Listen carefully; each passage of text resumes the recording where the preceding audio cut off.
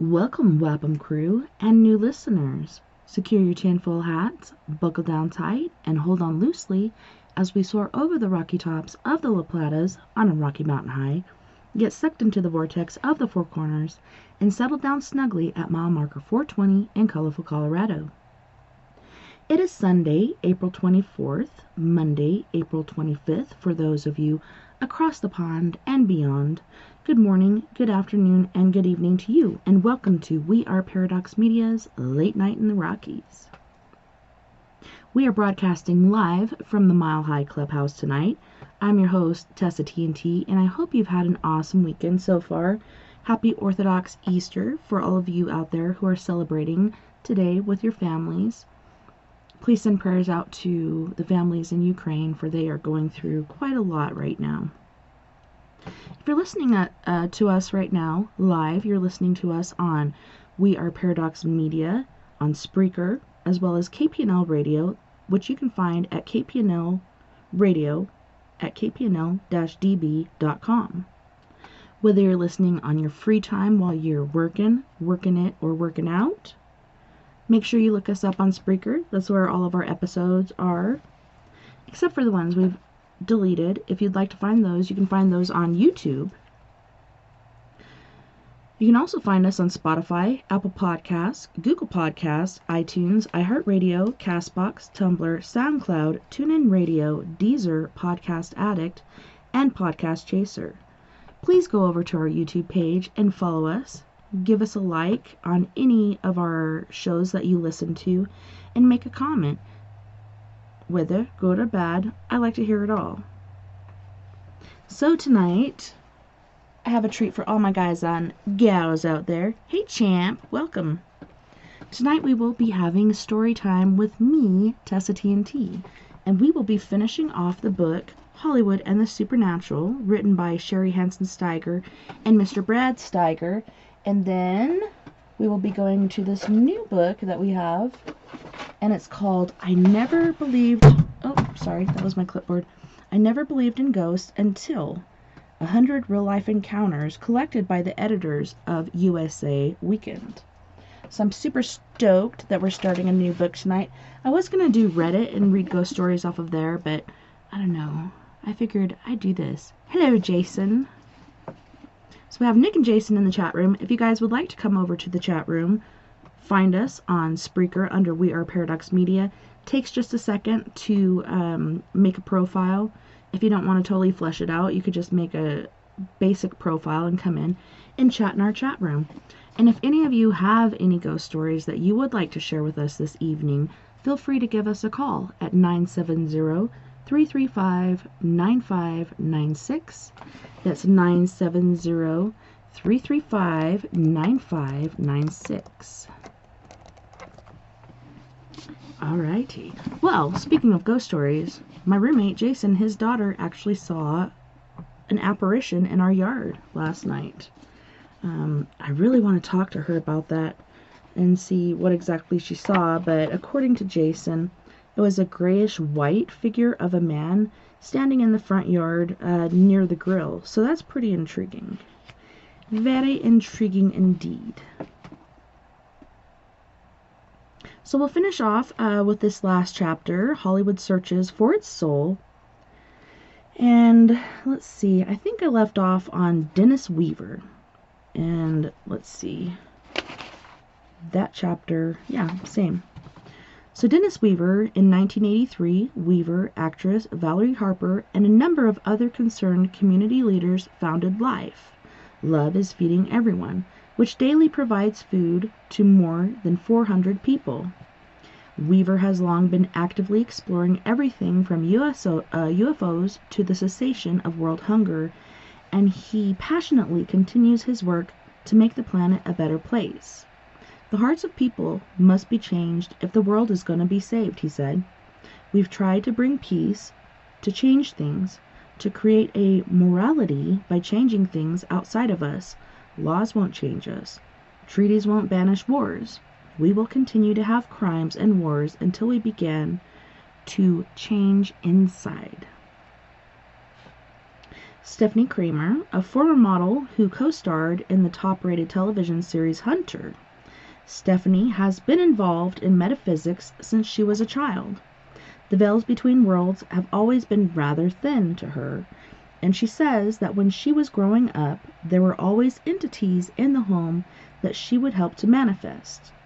Stephanie esteems her Cherokee heritage, and she considers her spiritual life to be very prominent. She would very much like to produce a film that would emphasize problems unique to Native Americans. She is also a crystal enthusiast, utilizing them in meditation and as channels for healing, to complete and maintain a balance. If she lies down to meditate, she may place crystals in a particular pattern on her body so that they will align with the chakras and aid in bringing her physical self into balance.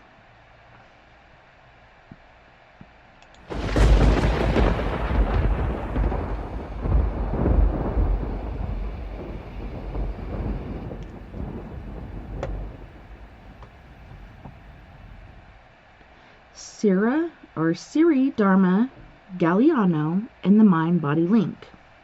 What do Glenn Close, Christopher Reeve, Richard Gere, Daryl Hannah, Jessica Lange, and Sarah Sarandon have in common? They and dozens of other top Hollywood stars have all faced the punish and pamper regiment of superwoman Siri Dharma Galliano, a masseuse who has a brown belt in karate to assist her in enforcing her rules of discipline. It would be simplistic to state that Siri shapes up the stars. Rather, she transforms them. Gerald I. Eisenberg, the producer of The Clan of the Cave Bear, hails her as a person of highest integrity, personal responsibility, and intelligence. Siri was part of the crew for 5 months between May and October 1984 in Canada, and she was responsible for training the cast and the crew for the rigors of the production, as well as serving as Daryl Hannah's personal assistant. I had to work with 25 cast members and transform them from actors to cave people, Siri said. I used a lot of martial arts training to enable them to build up the necessary stamina to remain in a squatting position for 10 hours at a time. I put them on juice fasts to help them shed weight. I made them take cold showers to get used to freezing temperatures. We were 6 weeks shooting on the glaciers of the Yukon. Daryl Hannah, who had earlier portrayed a mermaid in Splash, one of my favorite movies as a kid, was a good choice for the part of the mystical cave woman. She's very eccentric, Siri said. She was a tall and lanky young girl who retreated into a fantasy world of her own. To a great degree, as an adult, she still lives in that private world. She is very shy, and she loves to play roles in which she is an android. And she did this in Blade Runner, or a ghost, in High Spirits.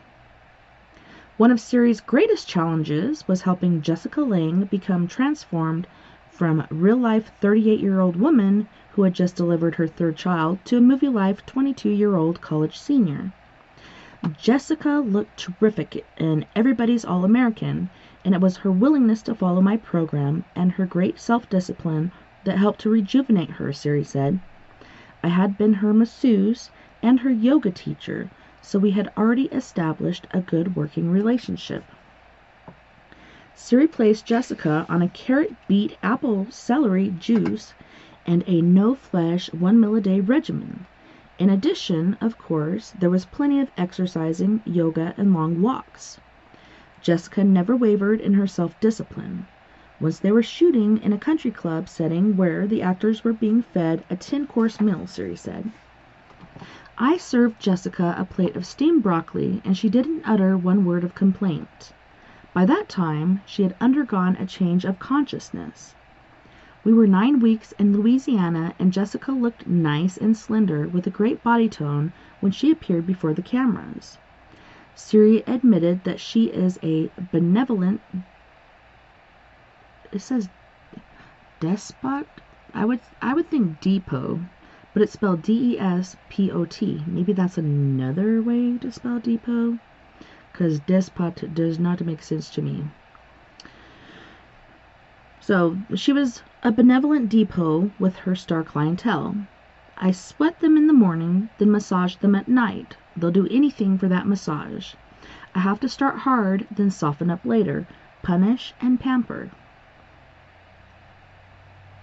Siri could not suppress a chuckle when we inquired about the regimen of Dennis Quaid, Jessica's co-star in Everybody's All-American. To put it politely, Dennis has an excessive lifestyle. He had a jock trainer, lifting weights with him, and so forth, but Dennis trained with beer and lobster dinners. She was also bemused by the lifestyle of Jessica's significant other, the playwright and actor Sam Shepard. They are complete opposites. They bring each other spark. Sam is the American cowboy. He smokes, drinks pot of coffee, eats bacon and eggs, and orders, "Don't talk to the yogurt crap with me." Siri said that Glenn Close presented another example of an actor's self-discipline blending with her punish and pamper regimen. Glenn started filming Dangerous Liaisons 3 weeks after she had her baby.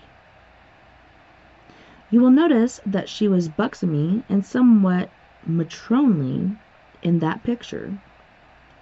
We had more time to slim her down for immediate family in 1989. What of the programs of some of the other members of her celebrity clientele?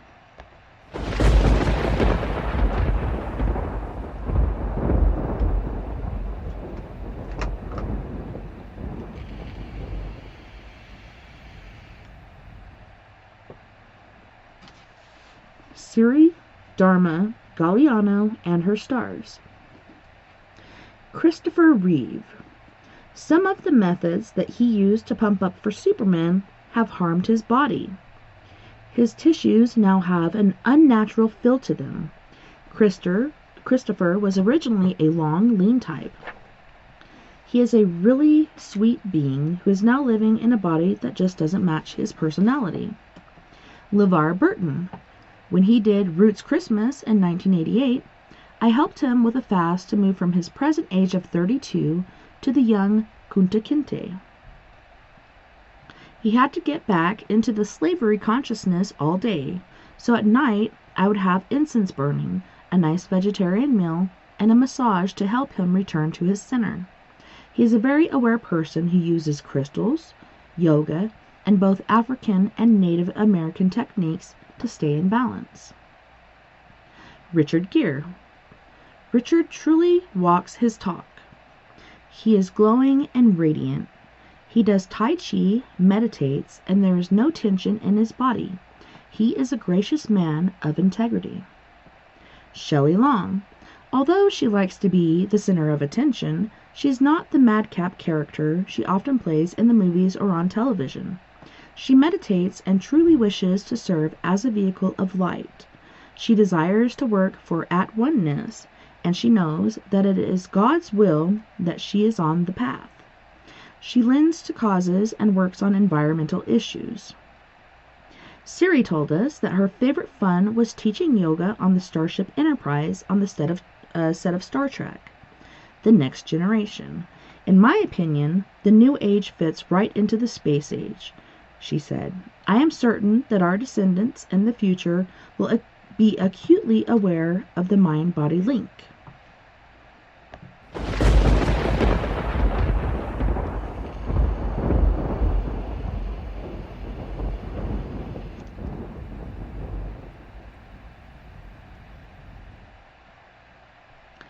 Leslie Parrish Bach, building a bridge actress forever. With the publication of the runaway best-selling classic Jonathan Livingston Seagull, Richard Bach was propelled into fame and fortune. Time magazine featured him on its cover and called Jonathan perhaps the decade's top publishing miracle. In the ensuing years, other bestsellers followed, as Jonathan was joined by Illusions, There's No Such Place as Far Away, and The Bridge Across Forever. When Hollywood discovered Leslie Parrish, she was only 19. Her success as an actress was almost instantaneous, as she starred in her loud and brassy musical Lil Abner, and the powerful drama The Manchurian Candidate, opposite Lawrence Harvey and Frank Sinatra. Gifted with both beauty and talent, Leslie became one of Hollywood's first women producers, and she also spent considerable time on political and social issues. Leslie and Richard met while he was working on the screen production of Jonathan Livingston Seagull. They fell in love, married, and have since collaborated on a book entitled One, which was released in 1988. Our friend John Harricaran, the multi-talented mystic, the author of When You Can't Walk on Water, Take the Boat, and a business consultant not long ago asked Leslie what she considered the source of her intuitive and precognitive abilities. I think I'm finally beginning to recognize an area of myself that I didn't like or want, she said. My mother was very psychic when I was little. She knew many things before they happened. I got so frightened of that gift of hers, I surely didn't want to find it in myself. So I denied these insights for years and made a lot of bad choices because of that denial. Then I happened to meet this man, Richard Bach, who was very gifted in this way too, and fascinated with psychic phenomena. And we talked about experiences that I'd had before I had ever heard about psychic experiments, such as spontaneous out-of-body experiences that I'd never mentioned to anyone ever until I met him. And he'd ask, "How do you account for this pragmatist?" And I didn't know. So we did some experimentation, and every time we did, we were amazed at the discoveries we made and how good we were at it.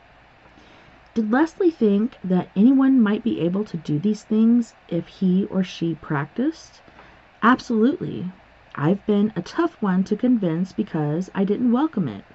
If it can get through to me, then it should certainly work for someone who is open to it. I think sometimes people try so hard to have psychic experiences that they use a conscious part of the mind when it seems the unconscious side is the part that excels at this. The things that happen to me seem to come of their own accord, naturally. I'd say the best approach is to focus on something beautiful and open yourself to the possibilities. The actress acknowledged that at the present time there was intense interest in the paranormal and spirituality. It seems that humanity is ready to see another level of itself, a higher level, she said. We feel that we're ready to open ourselves now to a new emotional and psychic area, and the result will be an emotional oneness.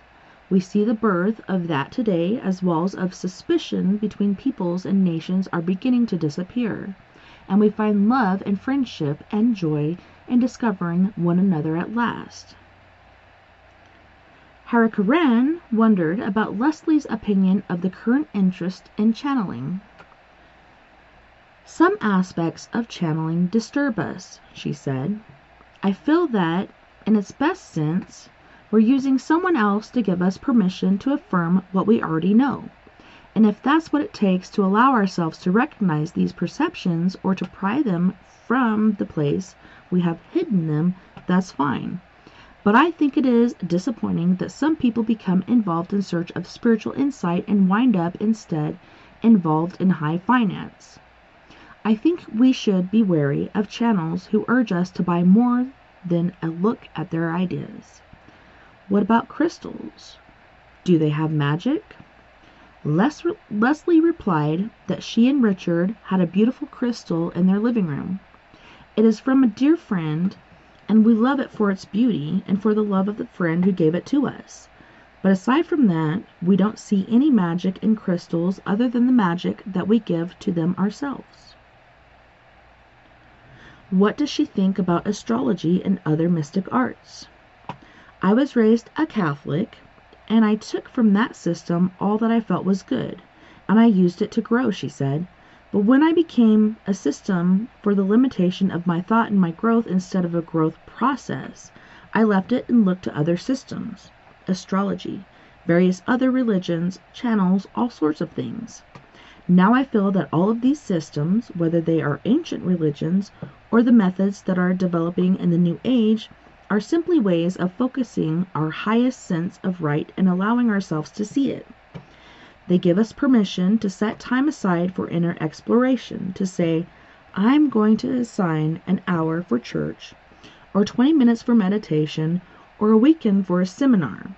We're using these methods to reach that part of us that knows more than we dream we know, and whatever it is, the cosmic dolphin or someone who claims to be the latest incarnation of God, if it elevates us, if it makes us see more clearly, if it makes us a kinder soul, if it makes us happier, then listen to it. The actress pointed out that sometimes disasters and misfortunes can become our teachers. I don't welcome these things, but if they come, there is something to be learned from them. Richard and I sometimes say, we knew better, but we did this anyways. Why did we do such a silly thing? Then we find 5 years later that the silly thing was a very small sample of what would have happened to us if, as an inoculation, so we could develop antibodies. 5 years later, we can say, we had a taste of that before, and we don't have to go through it again. Thank goodness for the earlier disaster.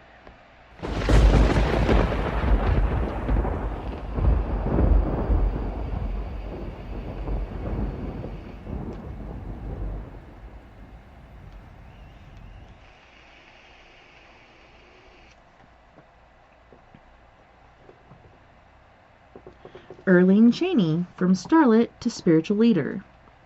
Early Cantrell, a young beauty from Texas, had a passion to succeed in movies, and in 1942 she was well on her way.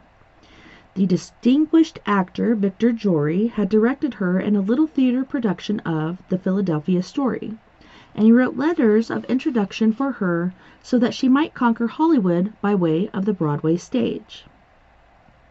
She would have taken those letters to Broadway if her agent hadn't kept her so busy in the movies.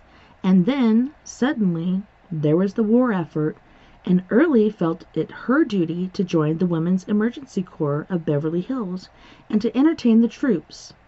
It wasn't long before she was honorary First Sergeant of Company C while participating in one war bond rally after another.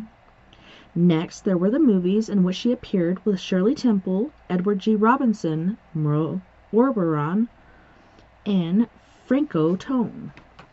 Others range from Boston Blackie detective thrillers to Jimmy Wakely westerns to Shemp Howard comedies. She even had a handsome leading man off camera in the person of Captain Marvin Moore of the Army Air Force. Things could not have been going better for the young starlet. The captain's talk of marriage made her a little nervous, for as much as she loved him, she couldn't think of leaving her career.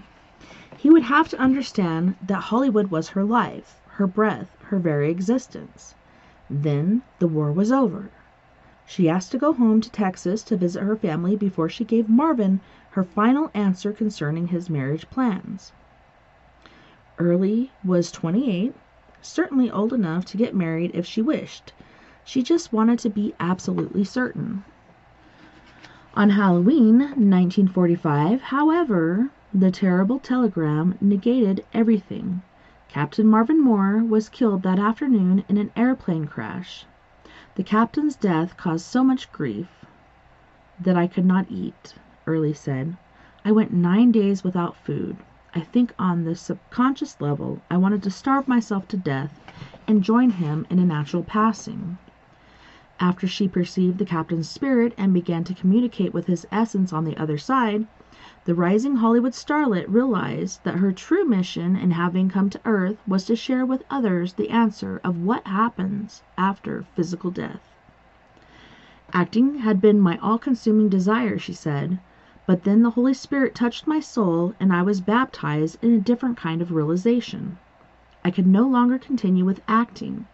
I knew that I must fulfill my true mission on Earth. I left acting and began a serious study of metaphysics, yoga, and philosophies of various spiritual teachers. Her quest eventually brought her to Robert Cheney, the spiritualist minister who in 1947 would become her life partner in 1951, her partner in the founding of Astara, their mystical United Nations of the World Religions. Although Astara, located in Upland, California, is oriented to mystical Christianity, it accepts the teachings of all religions as beneficial to humankind.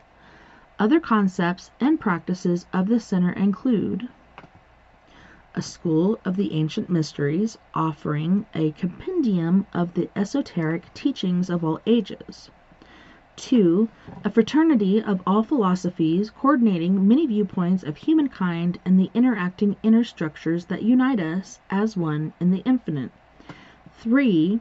An institute of psychic research with special attention devoted to spiritual healing of physical, emotional, and mental aspects and to life before and after physical incarnation.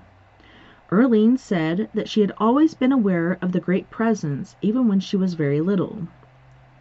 When I would sit in our old barn on the sacks of feed, I would be aware of spiritual guidance. I was 12 when I saw the Master for the first time. He said that someone's death would point the way that I should follow. He must have been preparing me even then for the captain's death.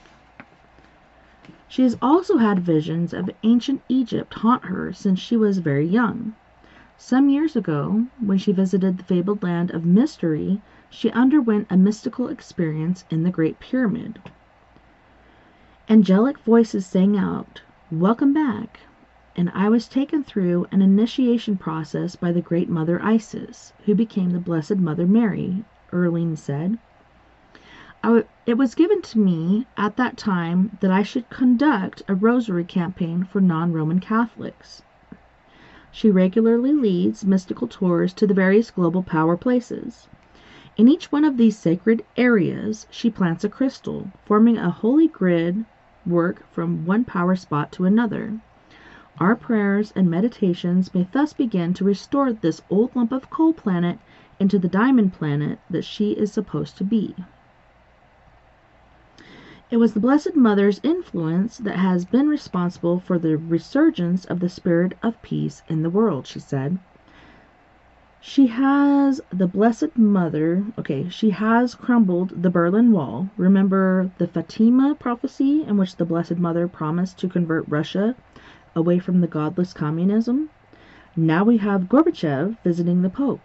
Russia may create a new church that will combine the old with the new, she said. We know that Soviet scientists have made many exciting advances in the psychical research. They might combine Psi with the church and emerge with a new age Christianity that lifts itself away from the old dogmas. It is very important in the days to come that we give God alone the credit and the glory.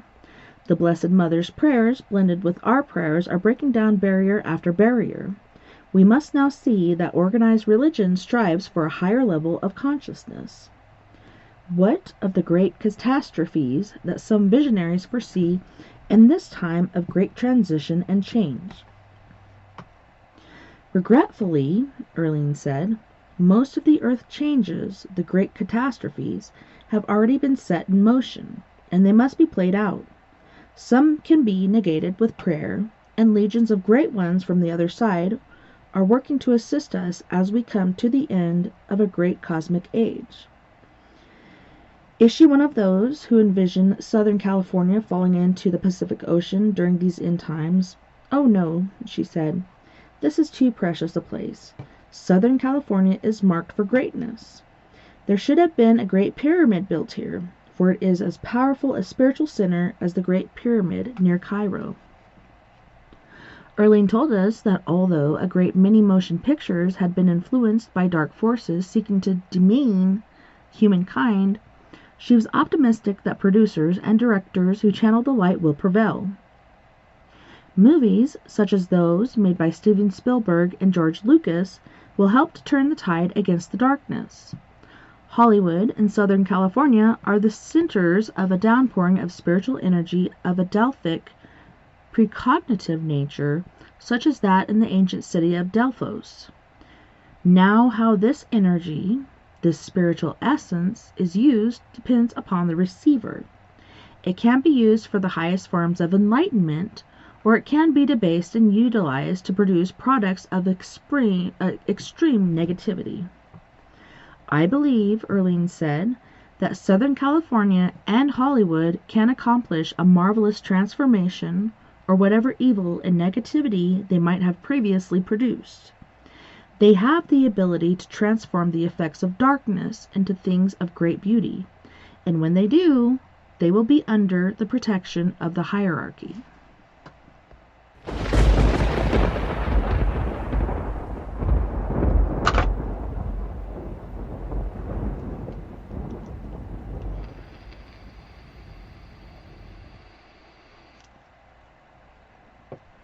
Hello, beautiful Sister Sandra. It's so wonderful to see you in the chat room this evening.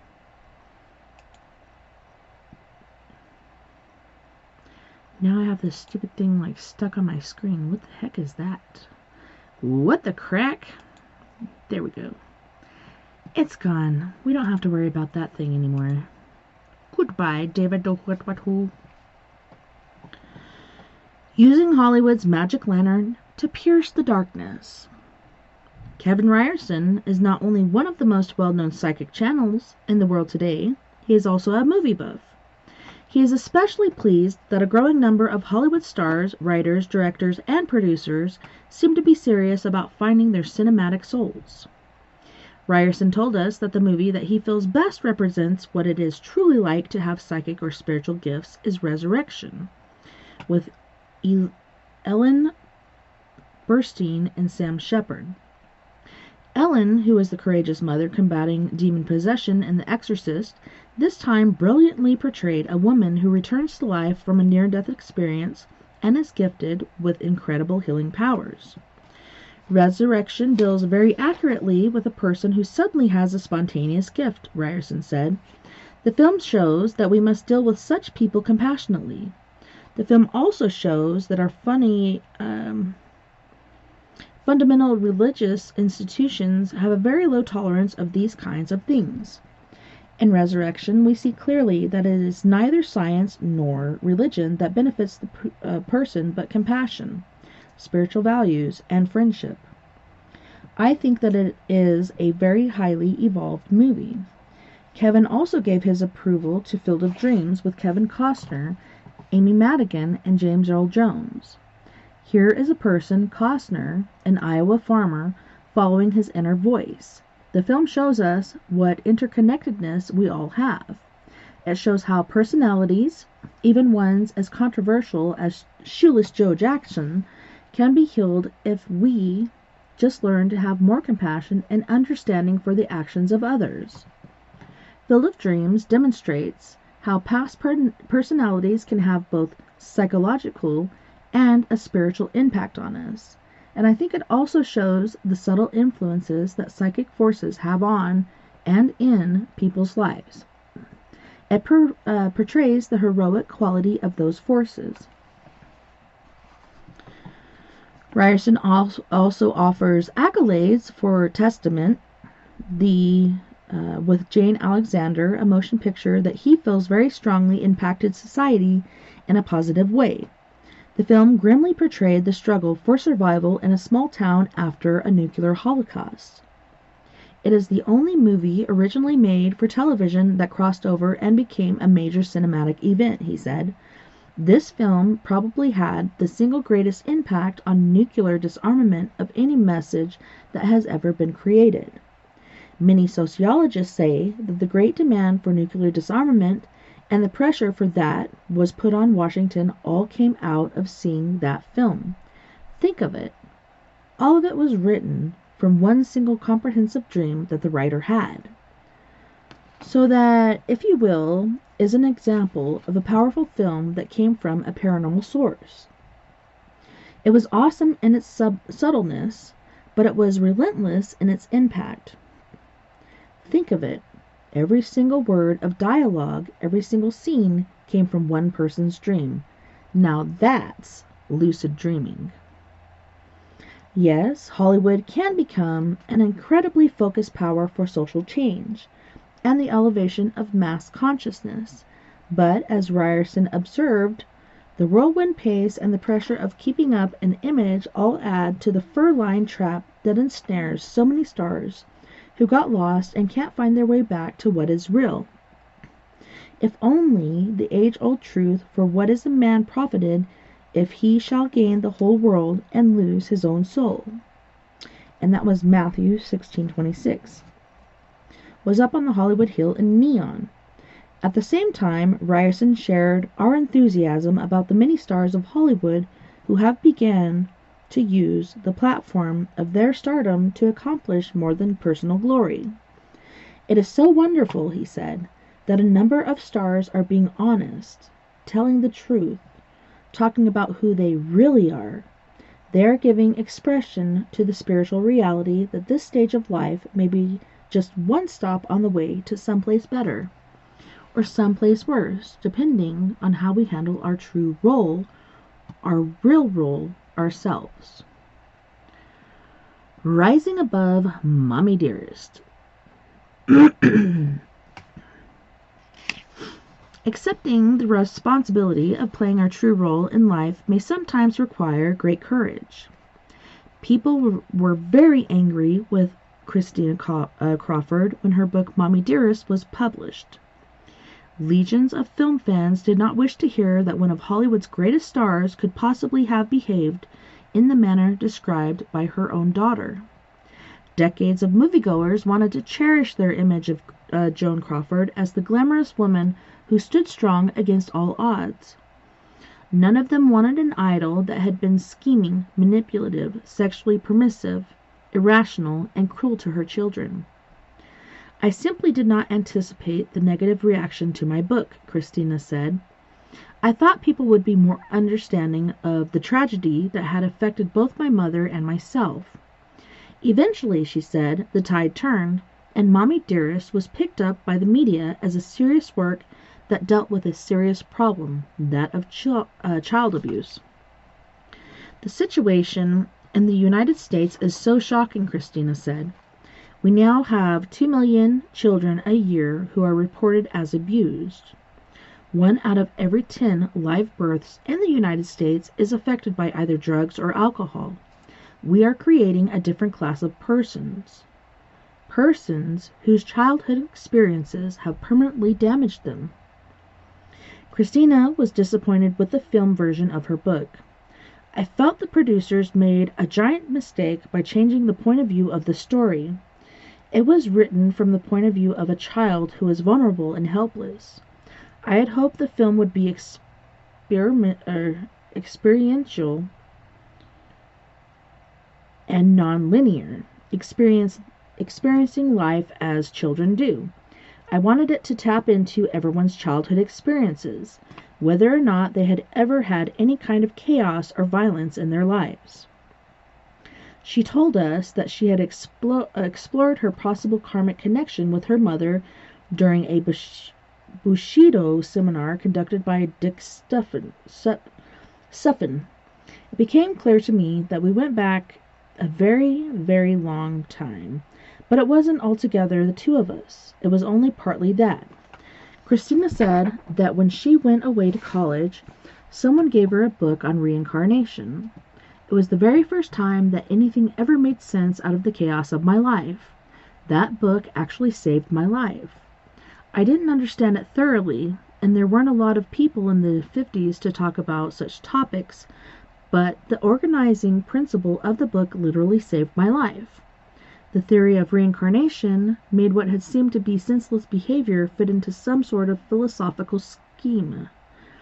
So even if I didn't understand it, I understood it. The one thing that I especially apprehended was that I was going to get through this once and for all, because I don't ever want to go through this again. No second time around on this one. She said that the only thing that kept her going as a child was her deep belief that some kind of spirit was guiding her. There was nothing else that would have induced her to continue living. She told us that several times as a teenager she had tried to commit suicide. I've had many brushes with death, both at my own hands, my mother's hands, and the hands of the universe. It is quite clear to me that I am on some kind of cleanup life. I just have to keep the life spirit in me strong enough to keep it up. Christina did go into show business at first in an effort to please her mother and then to fulfill herself. For 2 years, she starred in a leading role in the daytime series Secret Storm. She appeared in a film directed by John Cassavetes and another starring Elvis Presley when she was under contract with 20th Century Fox. She also guested on numerous primetime network television shows and did national television commercials. Sorry, you heard me breathing in like that, but I think I can smell my brother barbecuing some amazing stuff on the grill right now. Oh my goodness, I can't wait to eat it. Then, in 1981, she suffered a stroke that nearly killed her. I was completely paralyzed on the right side. I was unable to talk or read or write. It took many years for me to recover my health and my physical abilities, but this was an absolute major transition in my life. I am as certain as I am talking to you right now that I died. I was quite happy to have died. I was exhausted by my life and by the struggles and by the anger and the unending chaos. I was almost dead when they operated on me. I had already said goodbye to my husband and to a few people who were with me. So when I had this near-death experience, where I thought I had died, I was so happy to be finally released from all the pain of my life. I went to a place of peace, a place of love and caring. It was the exact opposite of the struggle, the chaos, and the violence of my life. This was what I had been looking for. Then somebody said something to me. I had this experience of an incredible fall, sort of like zooming through space. I opened my eyes and I saw a masked face and somebody talking to me. I was put into intensive care and I realized somehow that I was alive. Since I had been certain that I had died, I was completely disoriented for quite a long time. But I can assure you this, I have never been the same since. Because she could not talk or move and was completely cocooned in her body, Christina continued to feel absolutely no connection to the earth, to her body, to anything. She truly felt as if she were in limbo. I had to reconnect myself, she said. During this time, I realized that there had to be only one concern in my life, and that was to find the connection with spirit and to maintain it first and foremost at all costs. When Christina got well, she served for 3 years as the Commissioner of Children's Services for the County of Los Angeles. She served for 7 years as President and Chairperson of the major Los Angeles charity that seeks to assist abusive families and their children in getting proper treatment. She helped to raise money, more than $1 million, for family treatment centers. In 1985, she founded Survivors Network, a nonprofit national organization that provides resource, referral, and research to adults who were abused as children. She is an honorary board member of the National Committee for Child Abuse Prevention and of Family Outreach of America. Christina Crawford found her connection to spirit, and she has focused that powerful energy into a force for good that is every day providing comfort and strength to those who had come to believe that for them there could only be pain and helplessness. She is helping victims to become victors. Darkness has always brought us the supernatural, but as we have seen throughout the pages of this book, Hollywood's magic lantern and the indomitable spirit of those stars who care have an inexhaustible potential to pierce the darkness and bring us the light. Whoa, guys, we finally finished the book. I can't believe it. So that, boys and girls, is the end of Hollywood and the Supernatural, written by Sherry Hansen-Steiger and Brad Steiger. Still not sure if these guys are brother and sister or man and wife, but they did a really good job on this. And like I said before many times, there is a map in here. So if you ever get out to the Hollywood area, you can check out where some of these hauntings were. And I'm not sure if you can make access to these places, but perhaps you can do a ghost box or dowsing rods, pendulum, I wouldn't recommend the Ouija board, but if that's something you like to do, hey, try it. You never know what you're going to find, even in your own front yard. I still can't get over that. That's pretty impressive. Jason saw a ghost in front of our garage, and now Mel has seen a ghost in our yard. And our house is built on a battleground where Native Americans and French and Spanish, I'm going to say perhaps Spanish, because I do believe a lot of the French battles were up in Pagosa, but it could be French. I have to go to the museum and check it out and see what exactly was going on with that, because that's pretty intriguing, if I do say so myself. So, the next book we will be reading is I Never Believed in Ghosts Until 100 Real-Life Encounters collected by the editors of USA Weekend.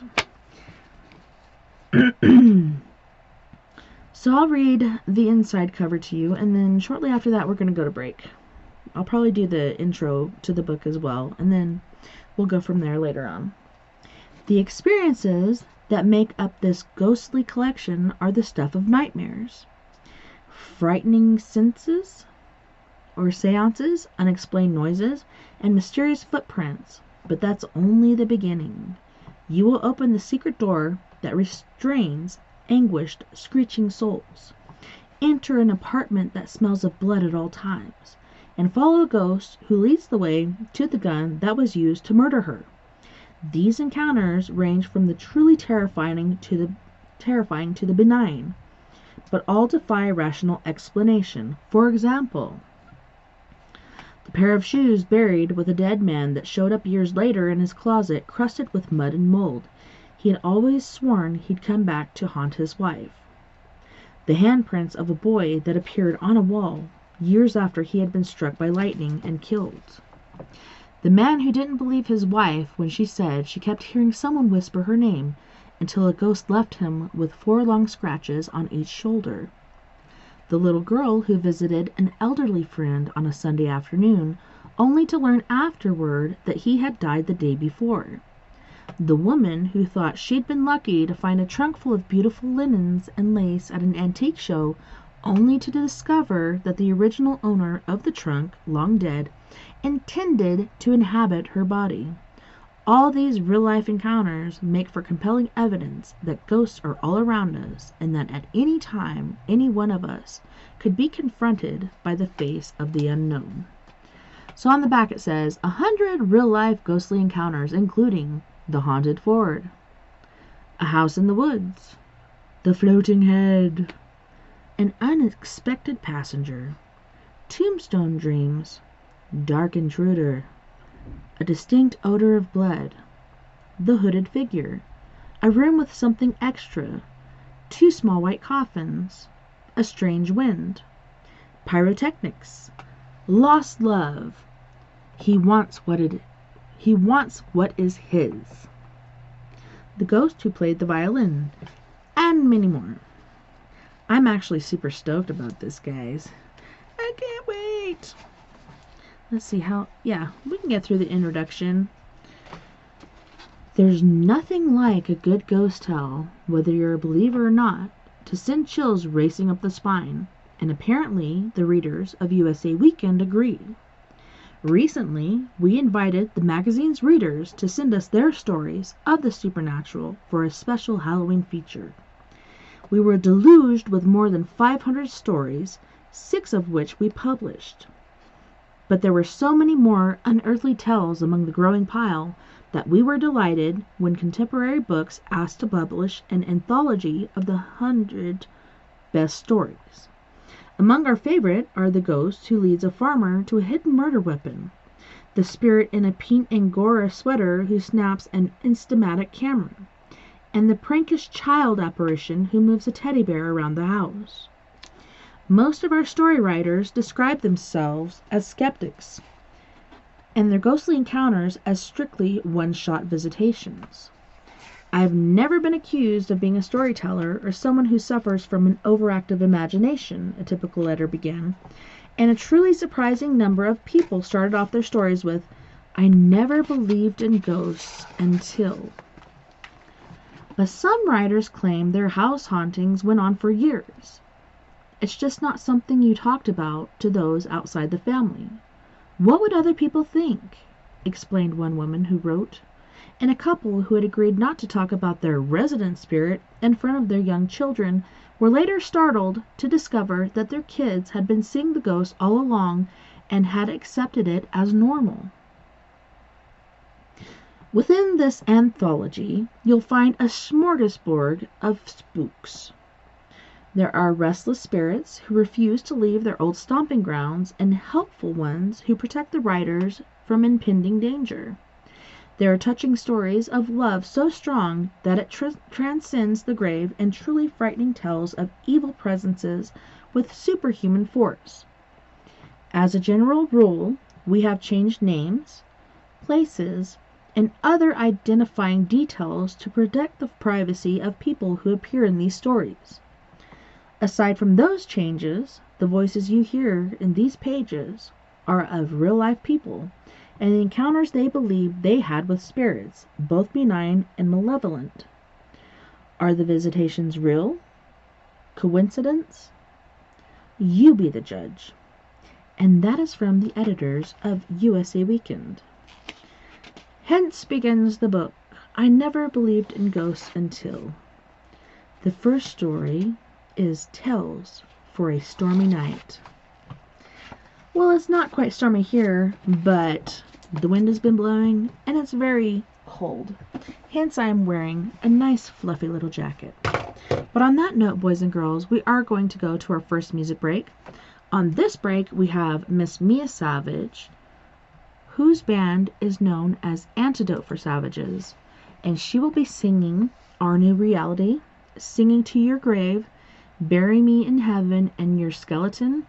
You guys don't go anywhere. We'll be back right after this musical break.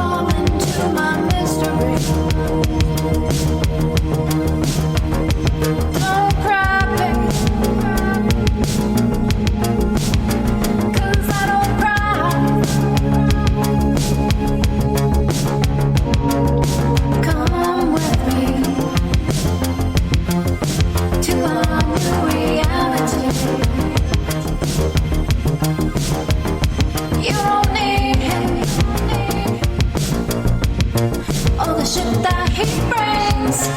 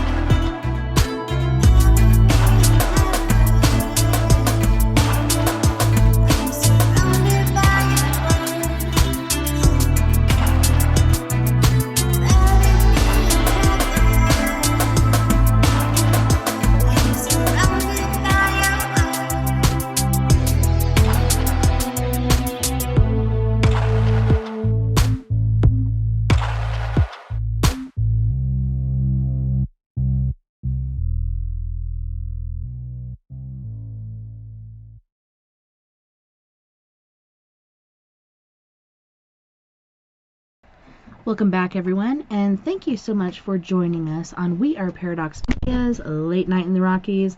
That was Lilybug just leaving the office. It is her birthday today. She is a whole 7 years old, and she has had a very awesome birthday weekend. That was Antidote for Savages by Miss Mia Savage. Bury Me in Heaven, I do believe, is like one of my favorites that she does. But I just really love her music. I can't wait to hear the new stuff she's been working on. She's been compiling some remakes, etc. Can't wait to get a hold of those for your listening earballs. So this story from the book, I Never Believed in Ghosts Until 100 Real Life Encounters, collected by the editors of USA Weekend. The Haunted Board by Miss Janet L. Hernandez. In 1960, it was almost impossible to find a good used car for less than $500. With a little help from Dad, I found a 1952 Ford Crestline Victoria, a black and white customized hardtop with a working push-button radio, a bargain for $275.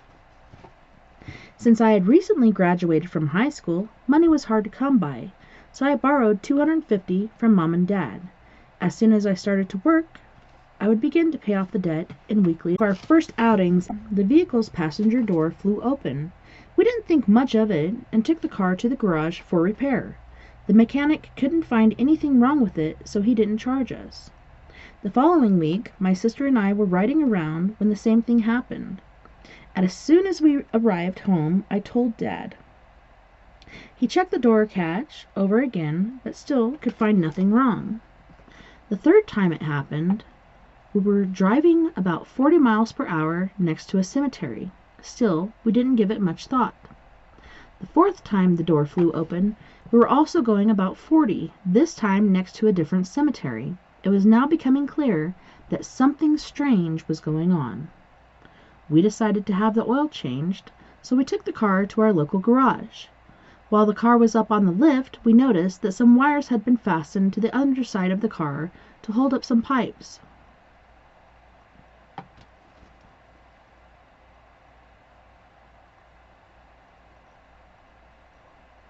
This car had been in some sort of mishap.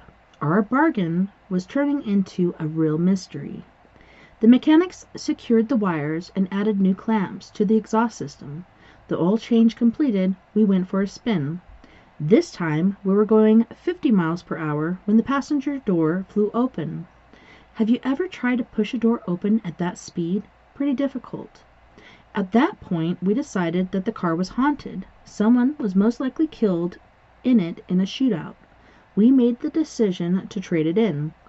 Meanwhile, Dad tied the passenger door shut with a heavy rope, winding it around the seat and through the door handle.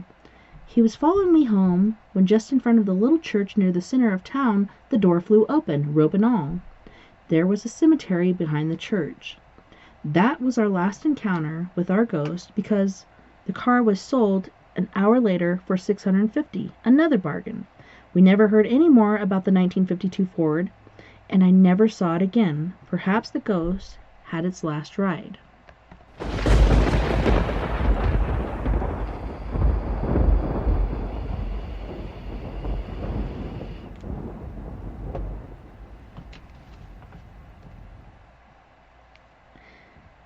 Seance by Elaine Story. White candles were lit to keep bad spirits from intruding, and black plastic had been taped over the windows. With the exception of a few curious newcomers, everyone expected nothing less than communication with the dead. Each progressive seance had produced enough coincidences to make even a doubting Thomas a believer. The room was filled with teenagers. News had spread around town, and parties that had started out as typical teenage get-togethers, with the added fascination of the supernatural as entertainment, had become so intriguing and so mystifying that no one wanted to stop the seances until much more had been accomplished. After all, everyone was just having fun. I think I hear a dog in my room. What the heck? Get!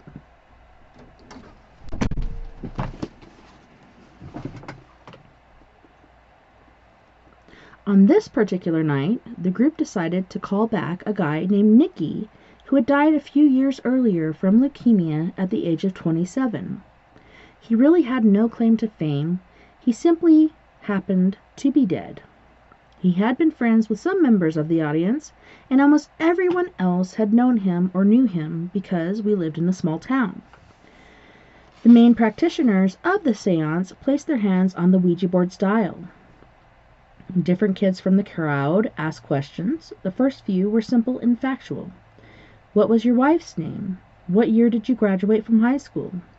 The few people who knew Nicky well posed questions of more specific nature, with answers only the questioner would know. Every question was answered correctly and was followed by a silence from the amazed audience. One skeptic asked Nicky to give a physical sign as evidence that a connection had truly been made. The Ouija dial spelled out that they would receive a sign at midnight, and hands jerked away from the board as people looked at each other with eyes sick with joy of fear. A certain energy was shared by all in the room, an energy that bound them together. At midnight, the sound of a loud, rumbling motorcycle racing down the street outside broke the silence.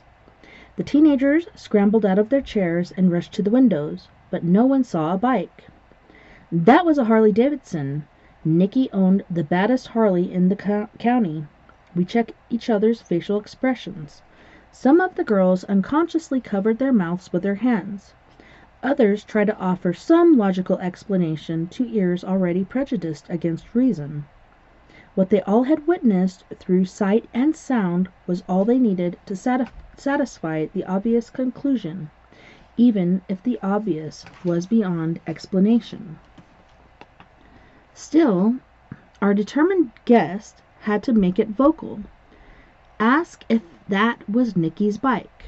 No one was surprised when the Ouija dial fled upward to yes. The dial then started moving without the prompting of a question and began to spell out this message: "Meet me at my grave." For some, this was too much to consider, but for most, it was an invitation to POSC, to refuse. It was as if the final answer lay the Concord Methodist churchyard. Few hesitated to jump into their cars and drive the 8 miles across narrow, winding roads to the destination suggested by the Ouija. Upon arrival at the cemetery, the crowd set out for Nicky's grave. Even though it was midsummer, there was something chilling in the damp, foggy air, something that lashed their faces and whispered in their ears. The incessant sound of crickets became a monotonous torment as no one dared to utter a sound, given the solemnity,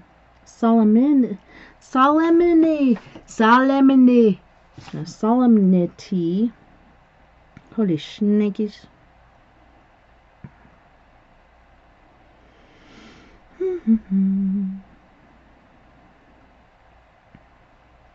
given the solemnity of their purpose. When the first group came within sight of the grave, they froze in their steps, either from disbelief or from facing cold reality.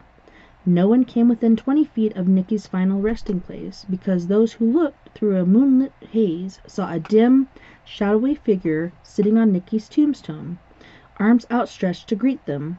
They ran back to their cars, slipping on wet grass, panting, their hearts pounding. Days later, the parents of the kids casually remarked how strange it was that they had seen a tall, thin man walking down Chapel Avenue around midnight wearing a gray pinstripe suit.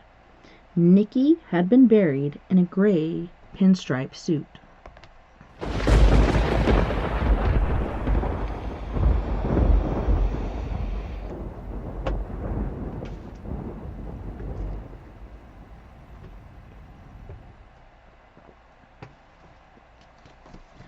Nightly Ritual by Kathleen Taylor. They say there are no such thing as ghosts, but we sometimes wonder why incidents such as those I am about to relate occur. When I was 8 years old, my mother saw a man standing in our kitchen at about 1 o'clock every morning. He would slowly remove his suit coat, put it on a hanger, and hang it on the dish closet door. My parents' bedroom was off the kitchen, and she could see the dish closet from her bed. After a few nights of viewing this ritual, she told my father that she was seeing someone in the kitchen every night. She would not tell him what the man was doing. She insisted instead that the next night she would wake my father to see whether he saw anything, and, if he did see something, to describe what it was. When the man next appeared, my mother poked my father to wake him. The two of them sat up in bed and watched the man go through his nightly motions. My father related to my mother exactly what he saw, the same thing she had been witnessing for several nights. The next day, my mother told her aunt, who lived downstairs in the same house, about seeing the man. Her aunt had seen him too, and her description of him fit perfectly. The great-aunt said that this man had lived in our rooms before we moved in. It seems he used to work from 4 p.m. until midnight and got home from work each night about 1, the same time that my mother was seeing the apparition. She further added that he always hung his coat on the dish closet door instead of in the bedroom, so as not to disturb his wife. She told my mother that she had heard that his ashes were still somewhere in our rooms. For quite some time my mother and father continued to see the man and learned not to let him bother them. One day my mother was cleaning the living room windows and curtains. She had taken down the shades and was sitting on the couch talking to her cousin. They saw the sunlight from the bare windows shining into the open metal grill work on the front panel of the old fireplace. My mother thought that there was dust in the fireplace and took off the metal panel and swept it out. After this was done, the man never appeared again. My mother finally realized that she had found his ashes. It hadn't been dust in the fireplace after all.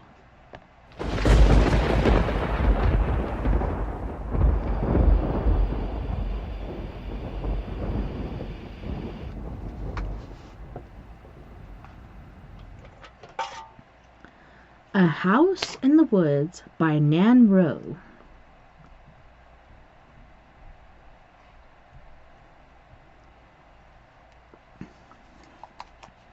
As they crept through the dense brush, the two girls clung tightly to each other.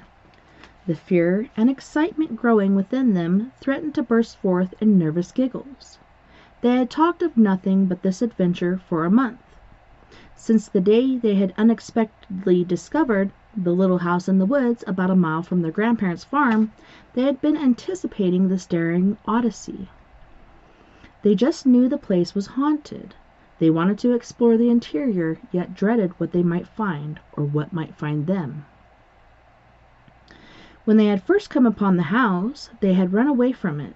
With faces and hands scratched and burrs all over their socks, they had breathlessly arrived home only to wish that they had stayed and explored their discovery. They had heard a noise upstairs and had not made it past the front porch. Kathy had just celebrated her 14th birthday. Somehow she felt that her childhood was vanishing, and she desperately wanted one great adventure to tuck into her memory before she headed down the path to adulthood. It had taken a lot of begging from both Kathy and 12-year-old Nan to convince their parents to allow them to visit the farm a second time that summer. The drive from the city was a long one, and their parents were always so busy, but the girls were persistent and were finally granted their wish. Their eyes round with fear, their hearts pounding, the youngsters walked slowly, hands gripping each other's shoulders, until they were within a few feet of the building. They peered out from behind a large tree, afraid to continue. The wind blew softly, and branches scraped the old metal roof. A rabbit disturbed their presence, scurried away. The girls winced, but held their ground. They were determined to go inside this time. What once must have been a lovely little home had become a crumbling shack. The years had not been kind. The shutters dangled precariously from rusty nails. Most of the window glass was broken, and the front door stood halfway open. Grass and weeds grew between the floorboards of what was once a fine little porch. The anxious visitors ventured forward and shakily entered the doorway. Kathy softly called out, "Is anyone home?" and immediately burst out laughing at the thought of anyone inhabiting this hovel. Oh, excuse me. Goodness. Nan crept slowly behind her sister, wishing she was anywhere but in this horrible house. The living room furniture, once polished and attractive, was dry. Was dry and dusty. The couch sagged, and the chairs gave off a musty odor. Stuffing came out of every seam. Old magazines lay soiled and torn on the floor. From room to room the girls crept, eyes wide, ears sensitive to every sigh the lonely old house issued. The hallway was filthy with dust, and there were large holes in the floor around which the visitors stepped carefully. As they entered the kitchen, they experienced a very peculiar feeling, a sensation that they were not alone, that they were being watched. An old wooden table stood forlornly in the center of the room. On top of the table was a dinner setting. It looked almost as if someone had been dining and had been interrupted. A chair was partially pulled out from the table. Over the plate, black food remnants remained. The fork was still there, along with a chipped, stained coffee cup. A corroded sugar bowl, a salt shaker, and a napkin holder sat desolately in the middle of that old table. Feeling very uncomfortable, the pair fled the room and began to ascend the stairway to the second floor. Testing each step as they climbed, they ventured slowly up toward the dark rooms. A torn shade hung sideways on the window straight ahead of them, allowing just a little sunlight to brighten their path. Bees flew in and out of the broken panes. As they reached the second floor, the peculiar feeling returned. Were they being watched? Covered with goosebumps, neither voiced the fear, hoping it was just nerves. Quickening their pace, they entered the first room they came to. What should have been a very pretty brass bed stood in the corner, an old, filthy patchwork quilt on it.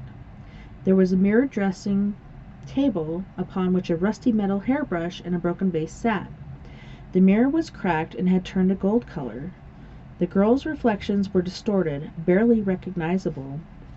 In one corner, several cupboard boxes had decomposed, and the box fragments and their contents had formed a small, smelly heap on the stained linoleum, which was cracked and peeling away from the floor. The offensive odor drove them from the room and into the other room across the hall. The first to enter, Kathy made a guttural sound, and her hand flew to her mouth. Hearing it, Nan stopped dead in her tracks until her sister slowly motioned her in. They were both stunned. An old wooden rocking horse in the middle of that room was rocking back and forth. It was going fast, as if a child had just hopped off. Their knees felt weak. Someone was in there with them. Neither girl moved. Time seemed to stand still as the horse slowed its motion and finally stopped altogether. They began to survey the room and were surprised to note that there was no dust. The room was neat. The wood floor shone, and the scatter rug, although worn, was clean and fresh. An enormous trunk, similar to the treasure chest they had often read about, sat by one wall.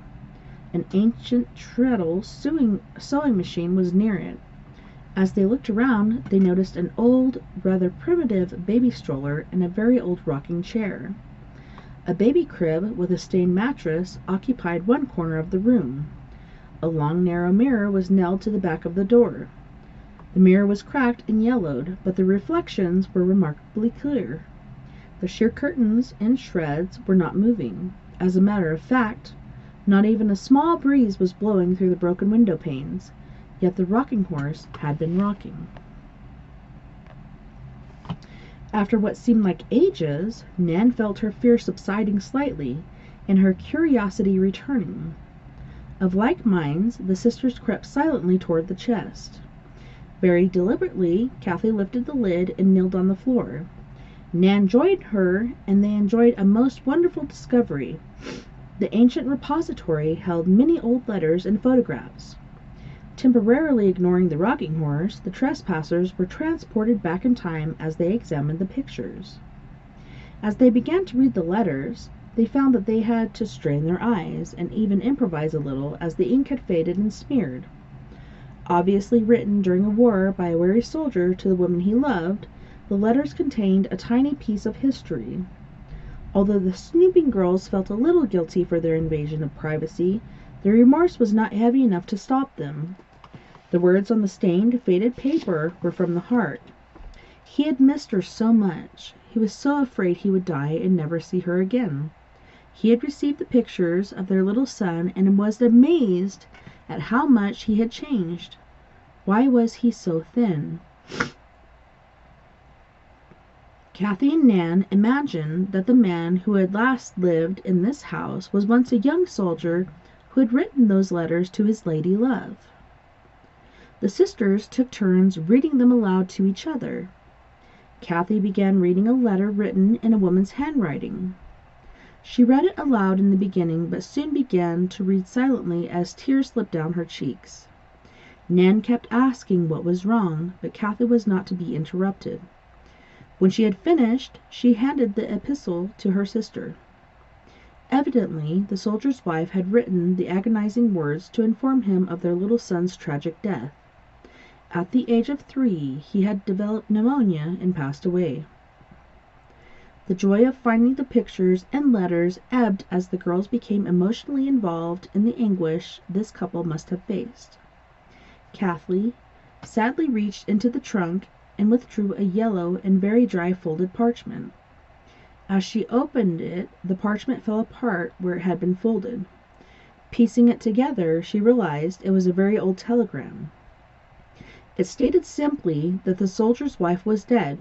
She had taken her old life. The poor man, first his son, then his wife. Nan placed the pieces on her lap as she read the words in the strange, large type, unconsciously smoothing the pieces of paper with the palm of her hand.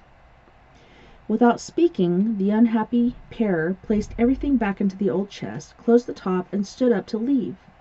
They had no right to be there. They wanted to go home.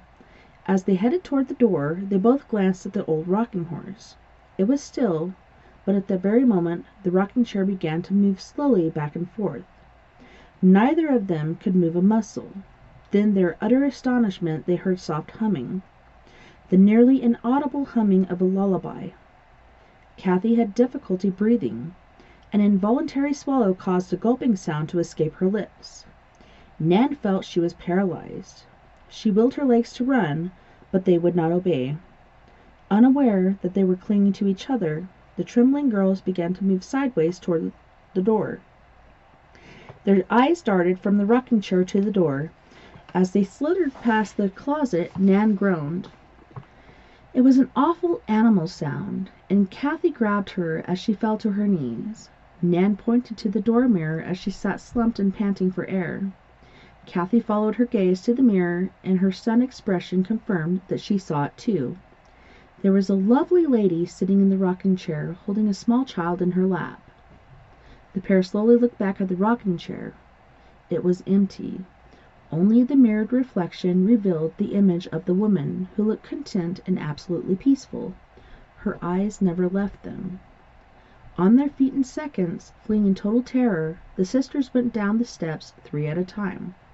Leaping through the front doorway and over the front porch, they ran like frightened deer until they could no longer control their legs.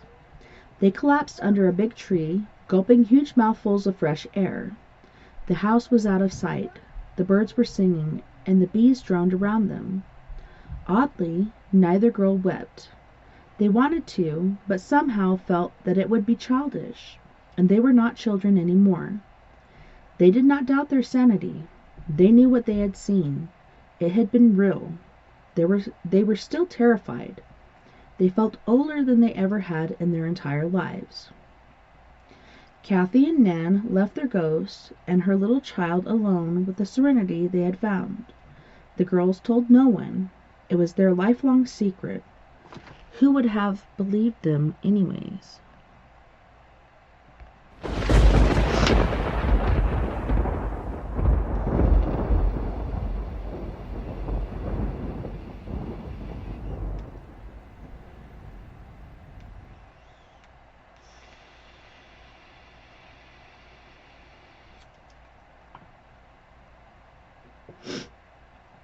Pink Lady by Judy Tushak. You asked for it. I thought I'd have to go to my grave with the story untold, but no. Please allow me to begin at the beginning with my husband Tom. By day, he is a highly regarded educator, an entirely sane, responsible, and caring person dedicated to protecting and enriching the lives of those he loves. At night, however, a darker aspect of his personality surfaces. He somnambulates. He drives me crazy, running around the house from room to room, opening and closing whatever he's driven to open or close, talking to only he knows whom.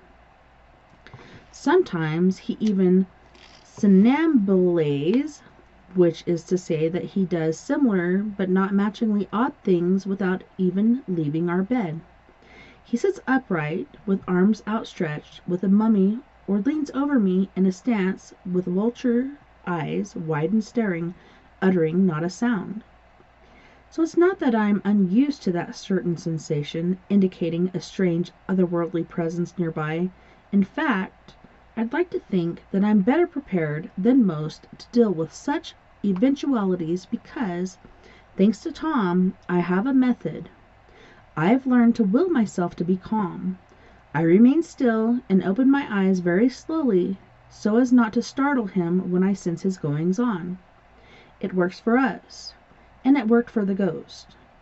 There were no untoward sounds, no padding feet, no doors or windows creaking, no unearthly rush of wind on that chill February evening in 1972, but I awoke slowly, sensing the dead air that hangs unnaturally between two still and opposite bodies. I expected to see the unfocused stare of my mustachioned Ukrainian love-master hovering over me like Dr. Frankenstein creation, but instead, floating serenely above our bed, was the top half only of a young, attractive blonde woman wearing a pale pink, short-sleeved Angora sweater and a discreet pearl choker.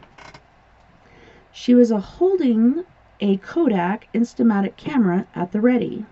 She appeared to be taking pictures of Tom as he slept. Strangely enough, there was no sensation of fear attached to this phenomenon. Wide-eyed surprise, disbelief attraction, yes. In fact, I forced myself to blink hard, twice, in an attempt to dissolve the image. I even pinched my leg quietly under the covers to assure myself I wasn't dreaming. It hurt. Meanwhile, she continued to click away, finally widening her frame to include me. Looking at her, I felt happy knowing she cared enough to want to know Tom better, wanted to know us together. After all, she had died 2 years before he and I had ever met. The fact that this apparition didn't resemble any American Indian mother in the slightest, she was considerably younger than Mom had been at her death in 1961, and that we hadn't exchanged a single word between us did not alter my perception that this was indeed she, that she was truly here, and that she cared about me, about Tom, about us. At peace, I finally closed my eyes to rest a moment, and she disappeared. Brief disappointment quickly gave way to giddy excitement as I replayed the strange encounter in my mind. I felt I had to share it, and a drowsy, skeptical Tom was kind enough to let me recount the whole thing twice before he drifted back to sleep. I lay in bed quietly considering the wonder and the improbability of it all until I too slept. In the light of morning, I still felt the charm of the dream, but recognized that that was what it must have been, a dream. I shook my head as I recalled the surety I'd felt that presence, so unlike my mom in life, was so certainly she in the afterlife. Of course, it was absurd, but, oh, it felt so real. There were stirrings upstairs. I could hear the baby, Susie, pounding on the top of her crib. I called to the girls as I mounted the double bank of steps, greeting them with lively hellos and the good news of a bright, crisp, sunny day ready to meet us. I hugged Susie over the bars, chatting as I moved from girl to girl. Amy awoke gently as I kissed her big girl ear. Becky was still sound asleep as I approached, and Comforter pulled up to within an inch of her tiny nose. I smoothed aside her strawberry bangs to waken her with the whisper, "Little bugs." But abruptly she sat right up, her amber eyes bright, their golden flecks on fire. "Is she still here?" she asked with feverish excitement. "What, Beck?" "Is she still here?" she demanded, her breathless little voice exasperated that I hadn't understood her the first time. "Who?" I asked innocently, without a shadow of foreboding. The pink lady from last night. Is she still here? She said she'd stay." Bring up the Twilight Zone theme, please.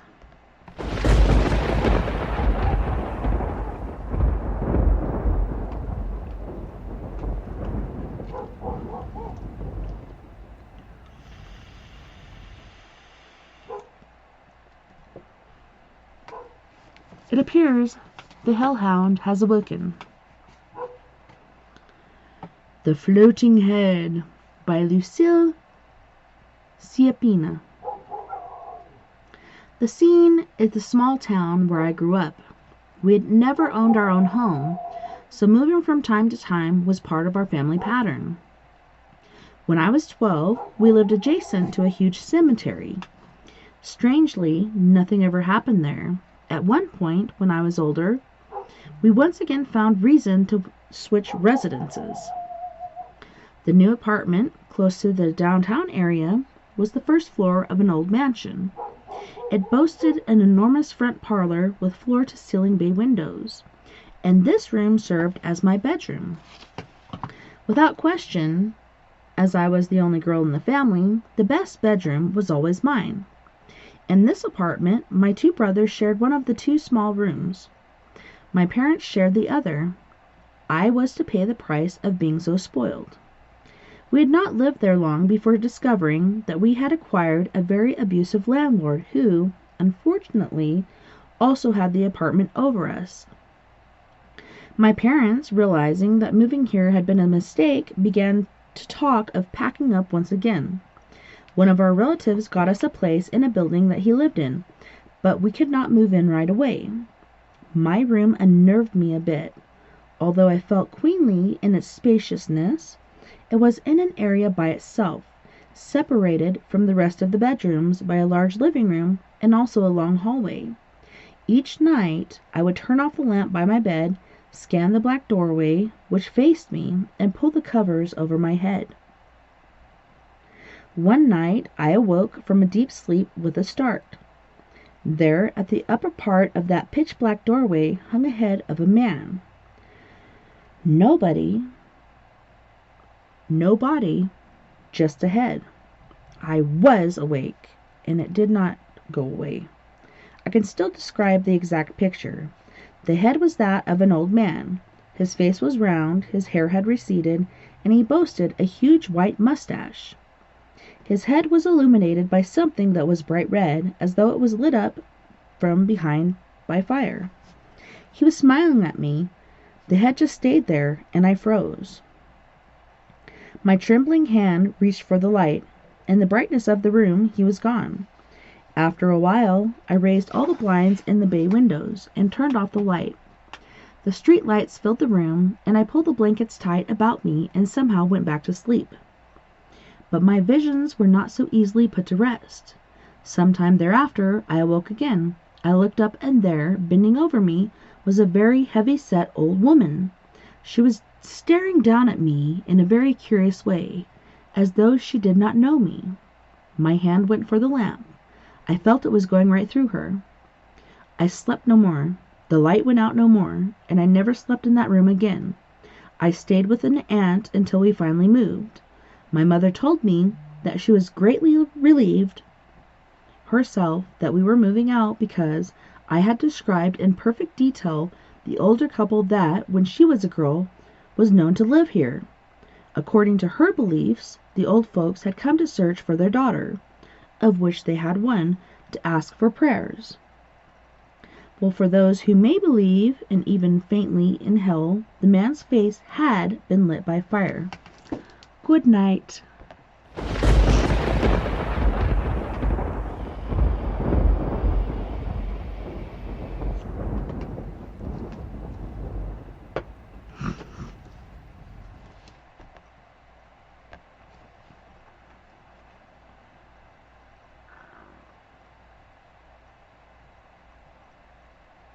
Aw, poor Robert. He's upset about the commercials. Or, yes, he said, bloody commercials. I don't want to hear their garbage. Just Tessa. Or, that ghost could have went with the owner. But Moonwolf, solemn nature, bless ya. Hello, Robert. Yes, bow wow wow. Blue the hellhound. He must have spotted a deer or something. I'm not quite sure. This next story is called The Blue House Dress by Virginia Stone. It was a warm, sultry summer evening in 1943, and my father, a young boy, was disturbed in his sleep. He opened his eyes and peeped over the edge of his covers. He knew it was late because he could not hear any of his family moving around or talking downstairs. He glanced at the window, where a slight breeze was rustling the sheer draperies of his bedroom. The old three-story house creaked in familiar ways, and, with a sigh, Jimmy rolled over to go back to sleep. Freaking hellhound, man. Squirrel! Could be a prairie dog. Suddenly, something made him look toward the doorway. Standing on the threshold was the figure of a woman wearing his mother's favorite blue dress. Startled, he called out, "Mother!" There was no answer. The figure did not move. At this time, Jimmy dived under his sheet and trembled with fright. Then, to his horror, he felt a slight pressure on the edge of his bed, as if someone had sat down on the corner. After this moment, my father remembered nothing until he awoke to see the sunlight streaming into his room the next morning. Jimmy ran downstairs to tell his parents about what he had encountered during the night. He frantically told his father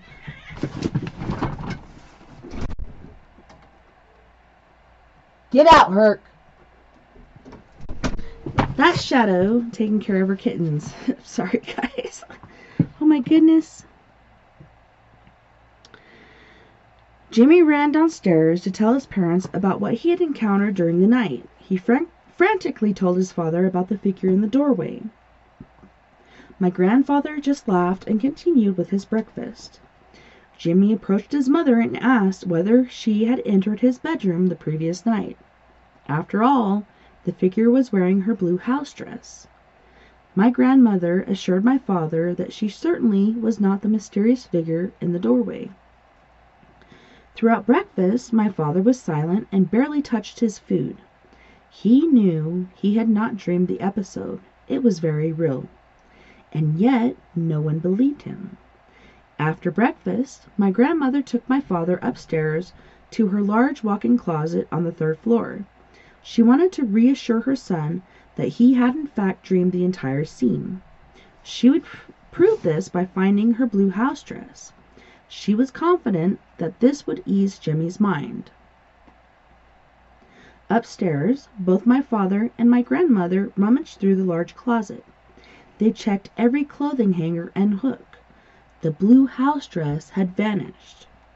To this day, my grandmother has never found her house dress, and my father has never learned the identity of this mysterious visitor.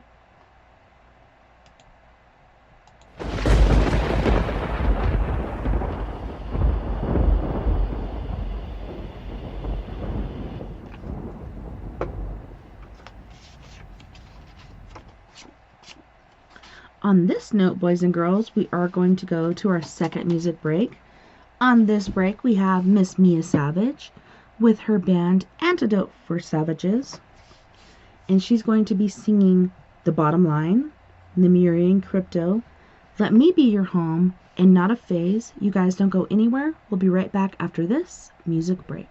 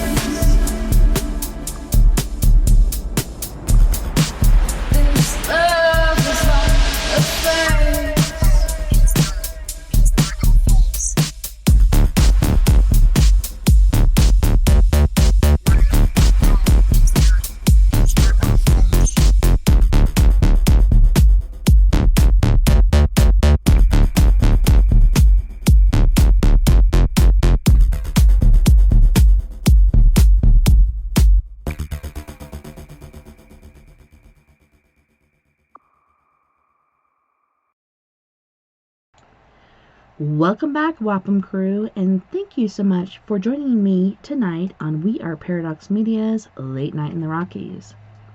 Tonight, we are reading ghost stories. What we are reading from now is a brand new book. I'm super excited. We got over Hollywood and the supernatural. We have now moved on to a book called I Never Believed in Ghosts Until... Dun dun dun dun dun dun dun dun dun dun dun dun dun dun dun dun. Our musical host this evening has been Miss Mia Savage with Antidotes for Savages. And that was freaking amazing, I must say. I really love her as an individual. She's amazing and gorgeous inside and out. And she has some amazing music, and I can't wait to get a hold of her newest tracks. I really can't wait. I'm super excited. So the next story is called A Woman in the Well by Sarah M. Brangan. I'm 14 years old and not afraid of ghosts. I never have nightmares, and no one has ever accused me of having an overactive imagination. But I did have one experience that I can't explain. I have never told anyone about it, and I have never before written it down. I did, however, make a couple of brief entries in my diary. Believe it or not, I have kept a diary since I was 5 years old. The entries I made in August 1983, when I was 7, have given me the sequence of events for this account. We lived on top of a steep hill near a small town. Behind our house there were miles of woods and hills, then a line of trees where a hayfield started. It was a mile farther past that to the first back road, so you can see we lived way out in the country, and it was scenic and quiet. My dad used to make a big deal out of taking my younger sister Emily and me for a hike. We would pack peanut butter crackers, sodas, potato chips, and whatever else we wanted into our backpack and set off out to the back door into the woods. Dad would take a knife on his belt, just in case. We also carried rusty penknives and a compass. We usually took a camera and a bag to collect things in. When we were about 50 feet into the woods, when we could no longer see our house, we might as well have been in the wilds of Alaska. Everything was interesting. We probably walked for about a quarter of a mile before we looked for a place to break out the food. After we had eaten, we would look for stuff. We would collect giant toadstools, feathers, acorns, special rocks, and items like that. Dad carried the bag. One day, we realized we were in the middle of an apple orchard. There were apple trees all around and tons of apples on the ground. There were several kinds of other trees mixed in, and the apple trees looked old and not very healthy. We had been this way many times before, but had never noticed what was obviously an orchard. We hiked a little farther around the side of a steep hill and noticed a pipe running along the ground. It was an iron pipe, very rusty and kind of buried in the leaves, visible just here and there. It ran up the hill, more or less in the direction of where we had eaten our lunch. Dad made a game of tracing the pipe. He really didn't know what to make of it himself. We followed it down the bottom of the hill, where it ended at a flat place. We saw something, really nothing special there. Then it was time to go back. I guess we had been out for about an hour or so, and we followed the pipe back up the hill. Finally, we lost it again, but we continued to walk in the direction the pipe was pointing. Near the top of the hill, we came to a round pipe of flat rocks about 2 feet high and about 6 feet in diameter. It was a well. The entire inside of the wall was lined with flat stone, and it was deep. Dad said it was 15 feet deep, maybe more. If you looked over one side, you could see a reflection of your face way down there in the water. We dropped some stones into the water, and Dad took some pictures of our reflections. He said that an open well was dangerous, and he wondered why no one had covered it. We sat on the edge of the well, one on either side of Dad, and finished the crackers and soda we had saved for the hike. While I was eating, I looked down at my reflection and dropped small stones in the water to make rings. When the ripple stopped, my reflection would be crystal clear again. But one time it wasn't. When the water became calm, it wasn't myself that I saw looking up at me. I must have made a noise or a gasp because Dad looked at me and told me, "Be careful." I looked back down, and there it was again. I looked at Emily. She was looking into the well. But she didn't seem very interested. I could tell that she was looking at her own reflection, but what I saw was an elderly woman. She had white frizzy hair, and she was extremely skinny. She had the kind of neck where the bones stick out. She looked content. I mean, she wasn't screaming or scary or anything. I looked around and saw that there was no reason for that reflection to be there. There were just the three of us. I looked back down. The woman was still there. Then I heard a voice in my head say, "You've got the same initials as I do, Sarah." Emily then dropped another stone into the well, and when the ripple stopped, the woman was gone. I think it must have happened pretty quickly. Maybe the whole thing took only a minute or so. I don't know for sure. I didn't drop any more stones into the well. In fact, I didn't look for the reflection again. I didn't say anything about the incident to anyone. At the time, I didn't think it was anything more than something unusual I saw on one of our hikes. A month later, I woke up for some reason during the night, and there she was again, the same woman. She was wearing a white apron, and in my head I heard her say, "When you come back to visit me again, Sarah, be careful around the well." She was just standing there at the foot of my bed. Even though she didn't say so, I knew she was the owner or the wife of the owner of the orchard.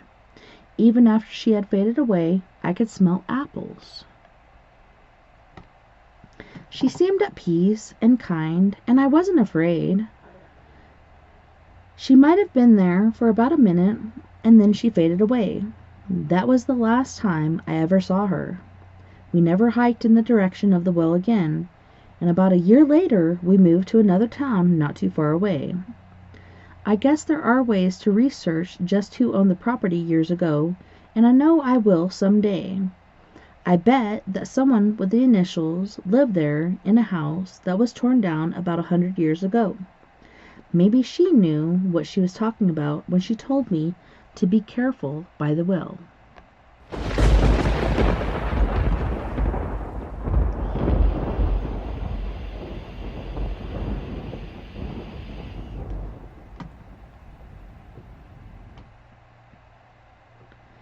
Did I Lock the Basement Door? By Lori Giannone. On a cold, snowy night, I was curled up on my sofa watching television, waiting for my husband to come home from work. My two babies were upstairs asleep in their cribs. We just moved into the middle apartment of a 7-family now house. I was so proud of my new home. The downstairs consisted of the living room, dining room, and kitchen all in a row. A house with this layout is often called a shotgun house because a gun shot through the front door would send a bullet right through the back door. Each of the 3 rooms downstairs had a door. The living room had the front door, the kitchen had the back door, and the center room, which I used as a dining room, had a door to the basement. Even the basement had a door that led to the outside. The apartment had been the scene of a gruesome murder-suicide. It seems that that lady of the house, who used the center as a den, was shot dead by her husband one day as she watched television. In the quiet of the night, I slowly became aware of heavy footsteps deliberately climbing the stairs from the basement. My first thought that it was some patient had escaped from the nearby mental institute. Had I locked the basement door? We had no phone yet. My babies were upstairs, defenseless except for me.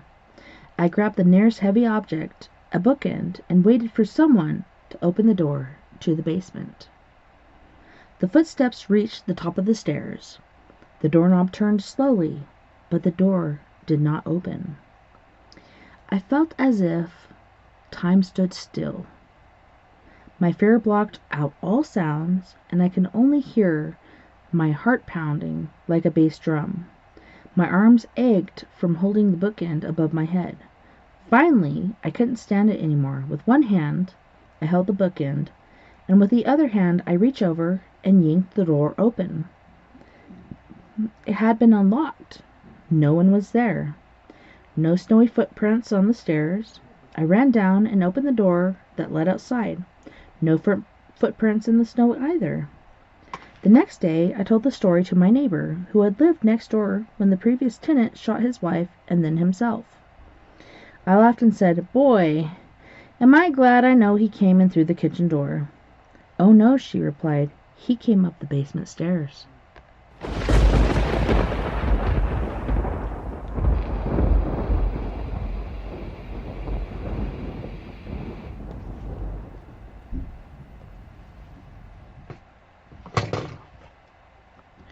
That's pretty damn creepy, don't you think? I think so. And now I hear some sort of conundrum coming from the next room. Oh, it's my brother. An Unexpected Passenger by Judy Snyder. One fine summer evening, when I was 16, I was visiting my friend Sarah, whose mother was a devout believer in spirits. It was only natural that the conversation turned in that direction. At one point, when my friend and I had gone into the kitchen to make lemonade, Sarah asked me what I believed. I told her that I really wasn't sure, and then, as if on cue, a small portable fan flicked on, seemingly of its own accord. Sarah was still standing at the sink some distance from the fan, making the lemonade. "Oh, it's just Bill," she said, as she carried the pitcher to the table. "Bill, turn it off." Off went the fan. I've always prided myself on my ability to be logical, and I thought that the fan must have had some sort of short in it, and that Sarah really had the timing down on her joke. I decided to let it pass as we sat down with large glasses of the tart drink. Later, I asked Sarah about Bill, and I was told that he was one of the ghosts that resided in the house. It seems, she explained, that several spirits had adopted her family. Bill was playful and evidently, like me, and wanted to be introduced. I think I gave him an intelligent reply such as, "Uh-huh," which surely suggested that I thought it was some sort of joke. But at my insistence, Sarah began to tell me a little bit about the others who shared their home. Perhaps Bill didn't appreciate my disbelief, because odd things started to happen. I had my glass down after taking a few sips, and when I reached for it, it had been moved about 3 inches away from the spot where I'd placed it. Logic told me that Sarah could have secretly tugged on the tablecloth, thereby moving the glass, but then my glass actually slid toward me as I watched. Nothing else on the table moved. That pretty much killed my parlor trick theory. By this time, Mrs. Reynolds had joined us, and when the fan began to flick on again and off again, it was she who admonished Bill, asking him whether he intended to frighten me or whether he didn't want me to like him. After that, he behaved himself, and the discussion continued until a fairly late hour. Mrs. Reynolds believed that we were surrounded by spirits all the time, and that, with a few exceptions, they are really quite helpful. As I got ready to leave, Sarah asked me to call her when I arrived home so that they would know I'd had a safe journey. I agreed. Soon I turned my Ford Gremlin toward home. Although I was still perplexed about Sarah's ghosts, I put them out of my mind and concentrated on driving.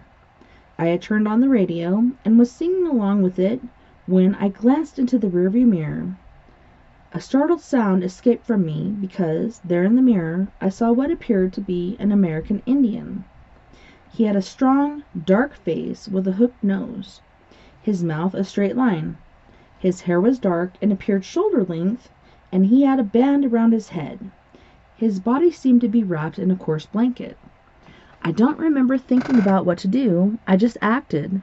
Swerving off the road, I jammed on the brakes and shifted into park, while simultaneously throwing open the door.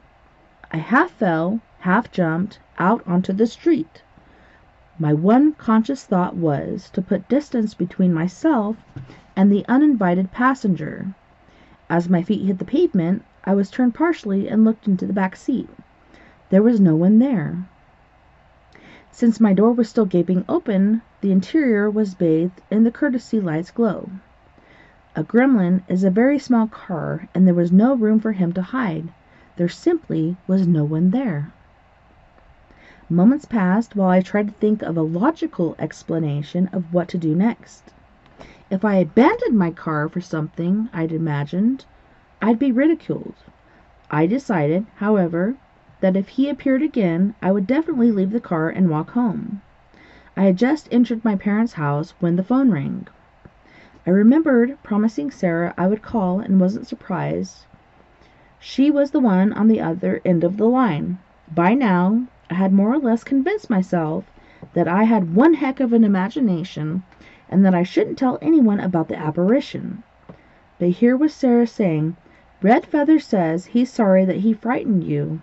I sent him to be sure that you got home okay." There is no logical explanation of how Sarah could have known I'd had a passenger, unless, of course, she had conversed with a ghost.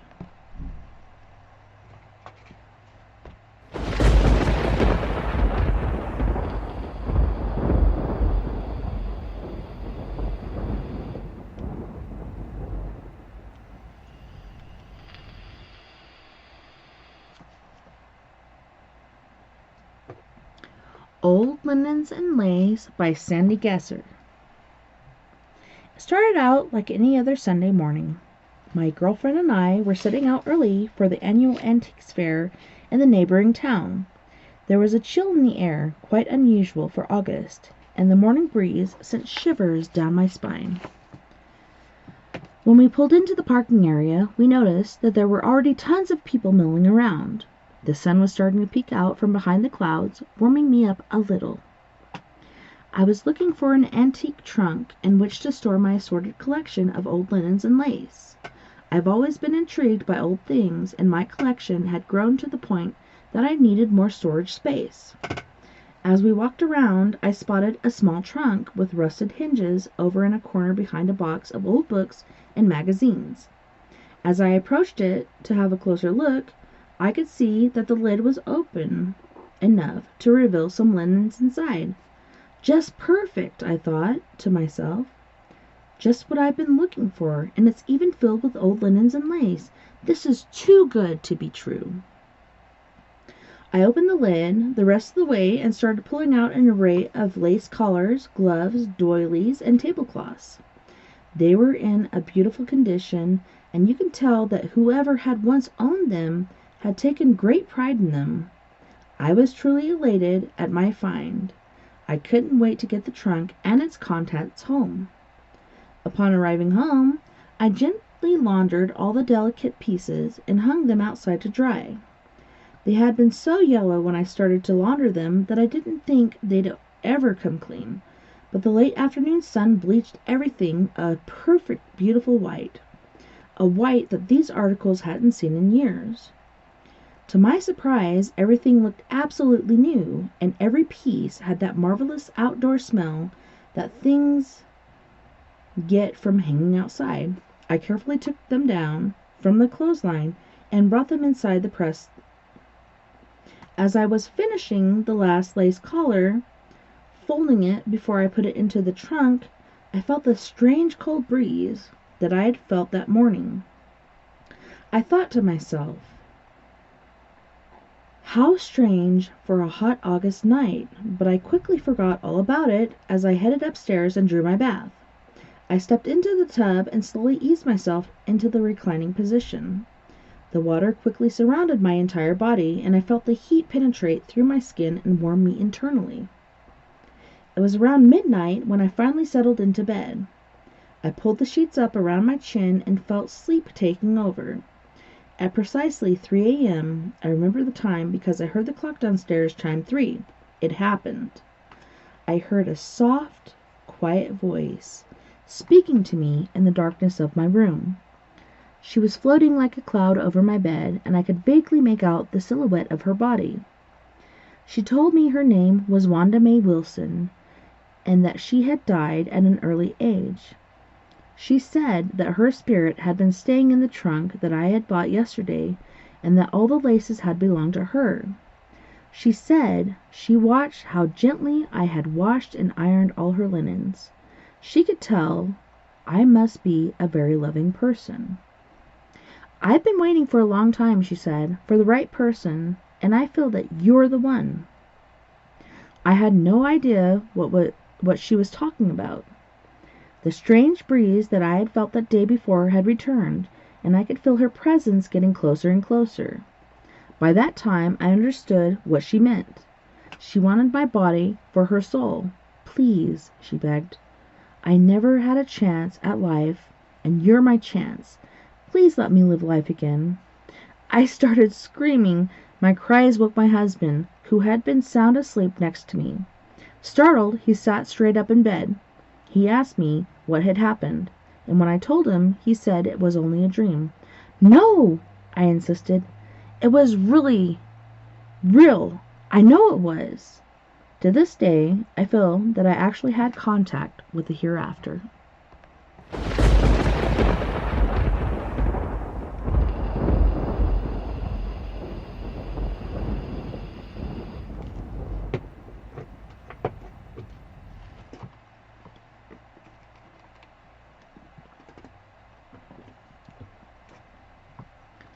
Tombstone Dreams by D. Myers. One evening in the early 1980s, when I was 35 years old and living with my 2 young daughters in Baltimore suburbs, I had a very realistic dream. All of a sudden, I was above my sleeping body and pulled outside of my room and out of the house.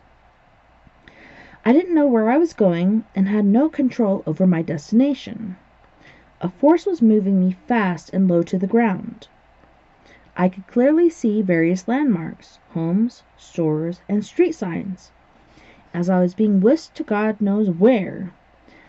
Because I was so close to the ground, I could almost touch the gravel in the road. After making a few turns, I found myself in an old cemetery. There were many tombstones, some with statues atop them, others in various shapes. I was being pulled to one specific area, where I felt I was being sucked down into the grass over a specific grave. I saw the name on the stone and dates of birth and death. The sucking, the smothering feeling was all too real. As I was being pressed closer to the dirt, I rebelled. Suddenly, I was back in my bed. I sat up shaking. The memory of what had just happened was very clear. It took some time before I returned to that sleep that night, and I wrote the experience off as a bad dream. But the dream stayed with me during the next few days. The feeling was so intense, so real. When Saturday rolled around, I thought I'd try to follow these landmarks to see if things clicked. I suggested to my girls that we take a mystery ride. Saturday was a good day to have an adventure. It was early spring, and we packed up some snacks. Let's take King, our faithful dog, I said, and I started the car, which we called Nellie. The kids were in high spirits, King was hanging out the window, and I was intently looking for those landmarks. Quietly, I made the proper turns, passing one site after another. Yes, at each mile, tree, or sign, the dream was becoming more real. I didn't feel too good about the reality, but I felt safe. Sunny spring day, music, kids, dog. I guess I was getting quieter, thinking about where this terrible dream had ended, but I had to prove that it wasn't real. But then we came upon the main entrance to the city's oldest cemetery. The gates were open and we drove in.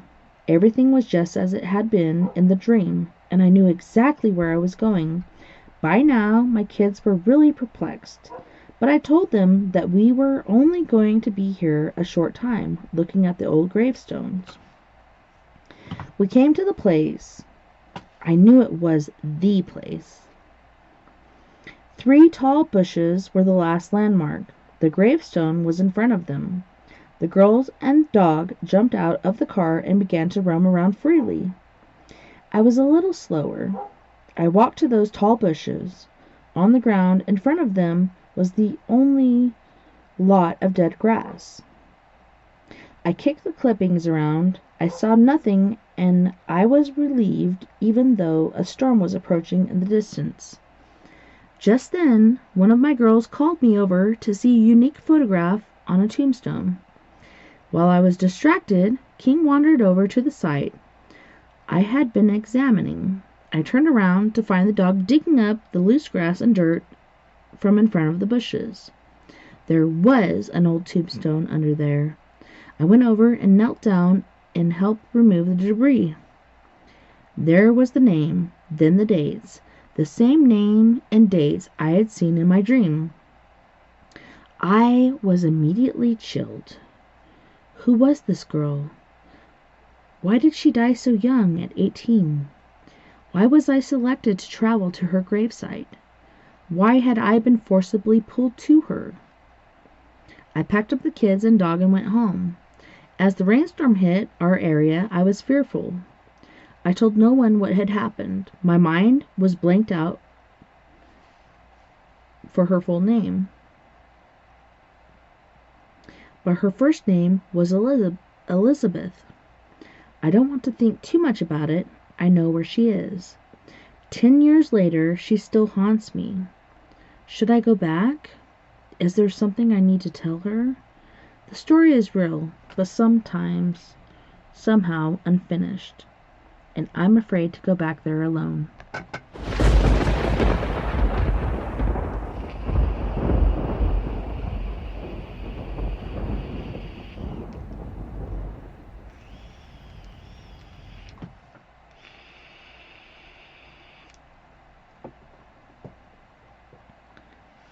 The Negative by Marlis Drews.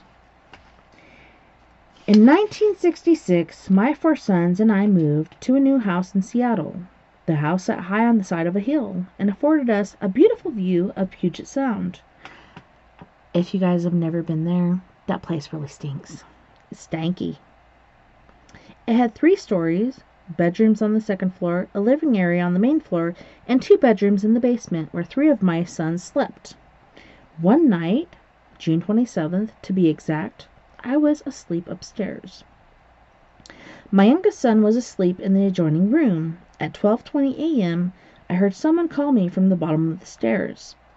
I woke up, looked at the clock, and listened to the footsteps on the stairs. When I heard the footsteps, I got out of bed immediately because I thought one of my boys was sick and needed help.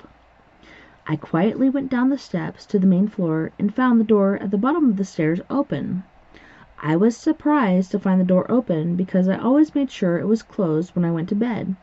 I called to the boys but got no answer, but I was still convinced I'd heard one of my sons.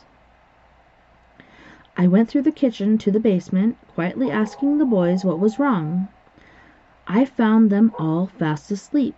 I couldn't figure this out. I went back upstairs and walked through the house to the living room. I even went out on the front steps to see whether anyone was there.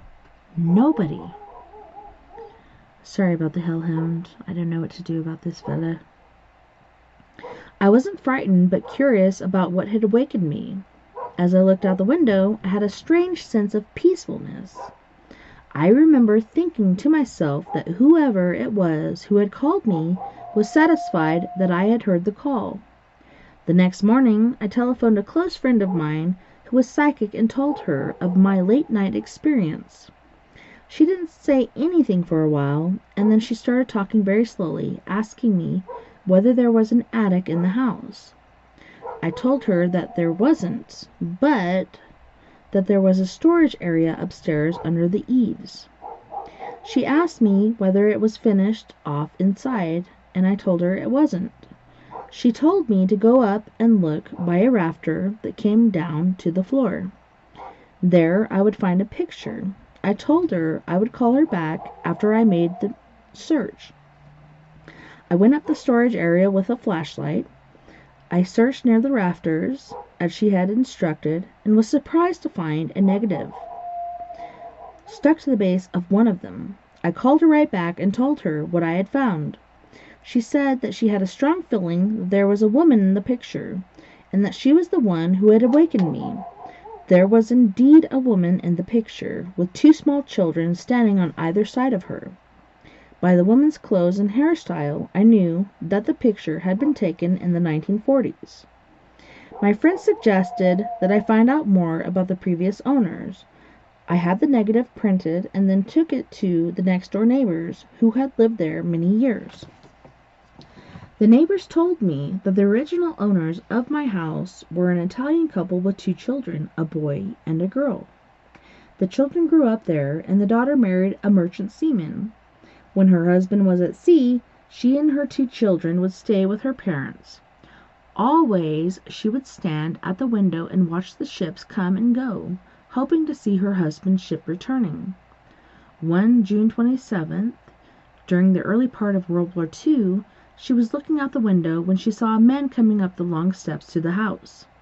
When she answered the bell, the man handed her a telegram, which told her that her husband's ship had been torpedoed and that all hands on board had been lost. My ghost must have been the vigilant spirit of the young widow.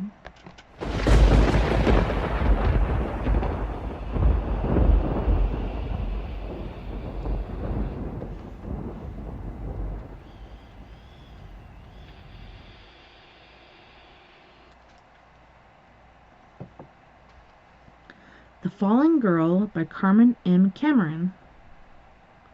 The following story is sworn to be true by my dear friend from high school and her entire family. My friend's family had lived in a small antebellum home for well over 20 years.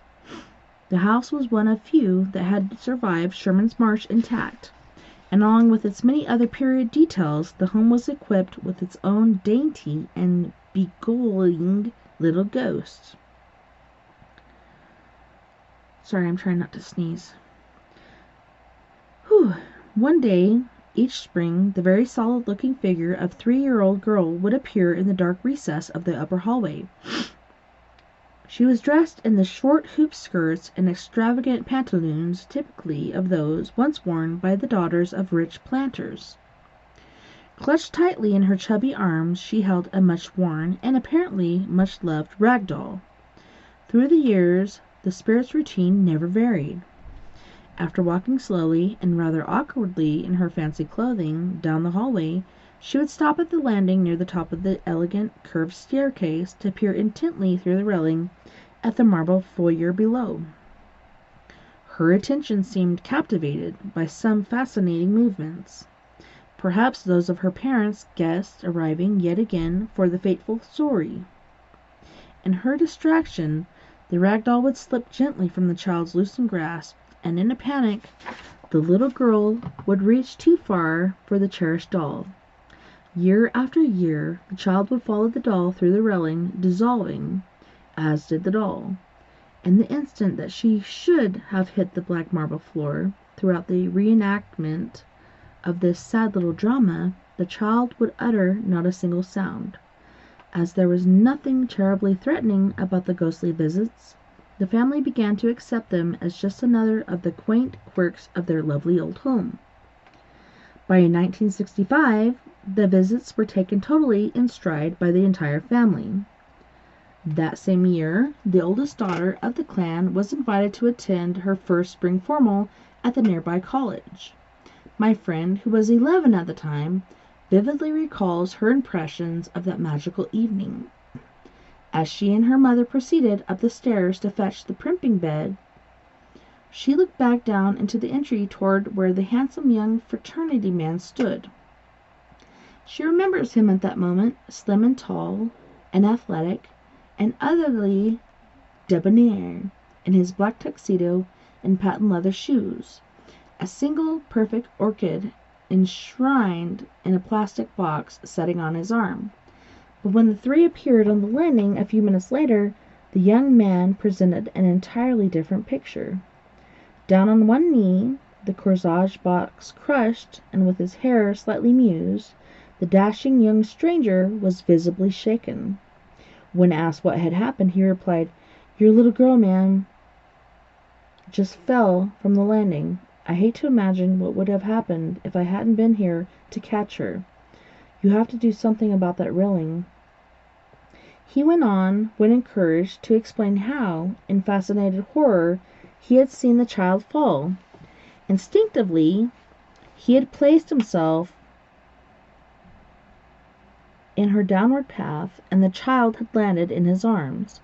Looking up into his eyes with a radiant smile, she had asked sweetly to be put down.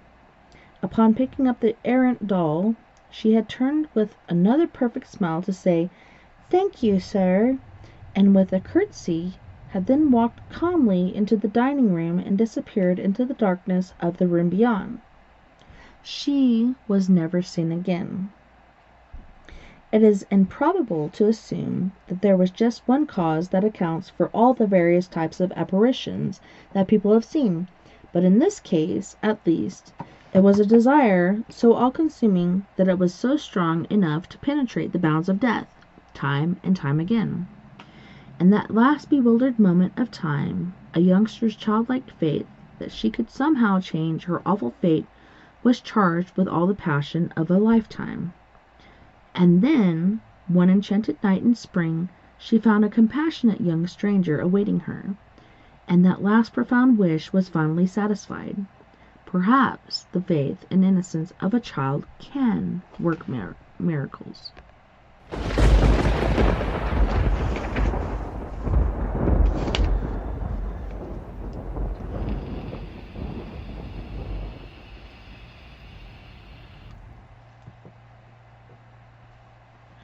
Lost Souls. Night Shift by Noreen Pfister.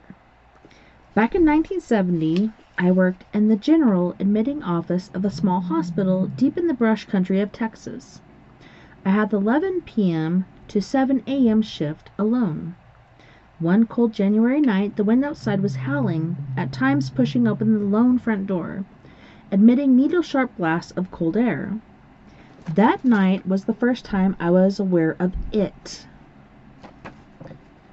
I was doing paperwork out of sight of the front door.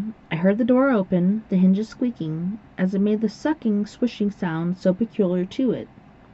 Then I could hear the distinct clicking of footsteps that can be made only by a man wearing well-worn cowboy boots.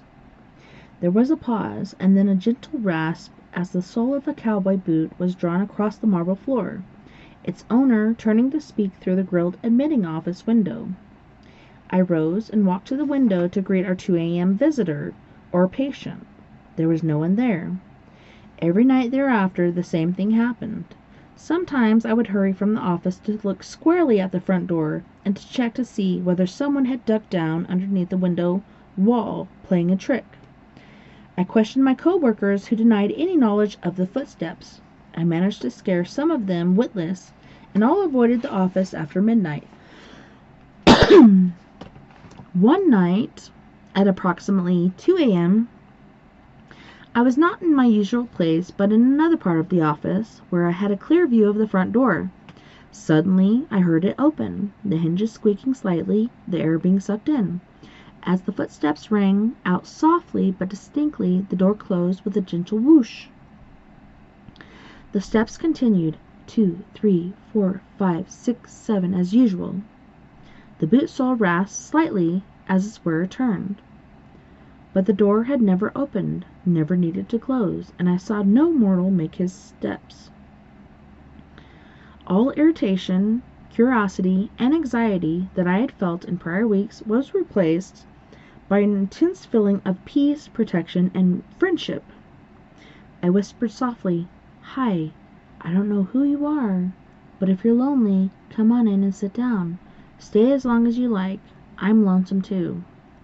I never again heard this phenomenon, but I'm pleased to share with you what happened because, no matter what my circumstances, I've never felt alone or lonely since. I have a friend. Although this incident happened more than 20 years ago, as I sat down to write about it, the pen seemed to fly across the paper. I actually wondered, am I really writing this? I had never realized how deeply and profoundly it has changed my life.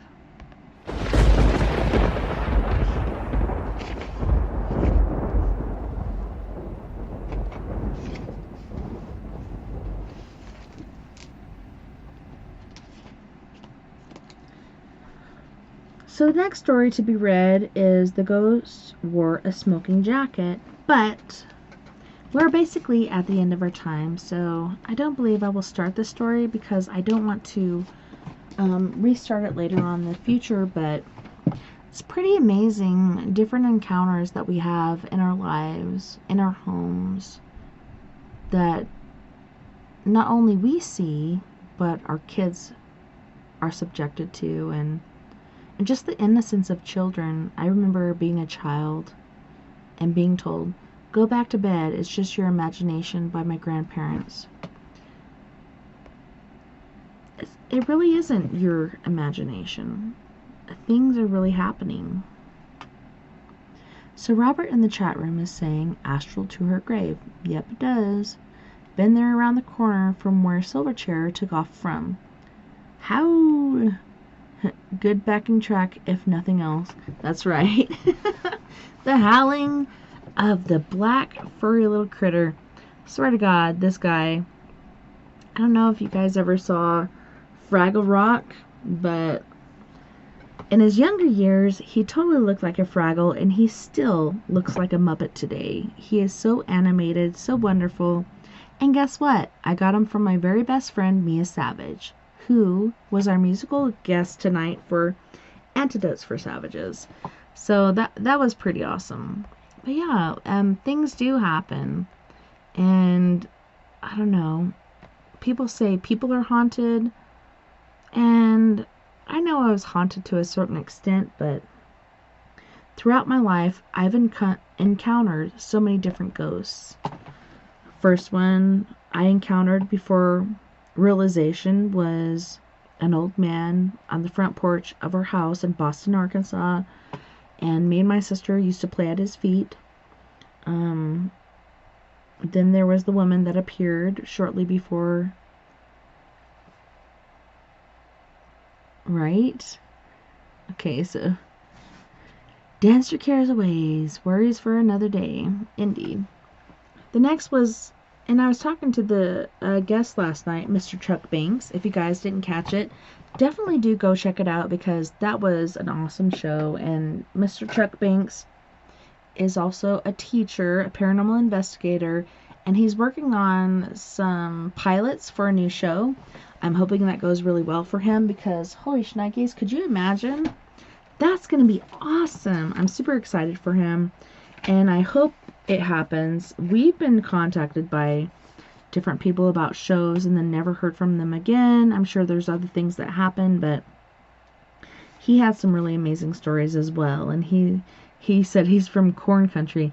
That's where the children of the corn come from. But yeah, we have a haunting here. The man named John. And then when my neighbors next door moved out, they were moving out. They had a barbecue and a little party for their sending off, and she had told me about going to the museum and discovering that our property was actually on a battlefield between the Native Americans and other people. Could be Spanish, could be French, I'm not sure. Wasn't Americans, but she's like, "You don't even know this?" "No, I've walked by the museum several times. I've never gone in there." When they get hot, they pop. What? I don't know, Robert, you're always so entertaining.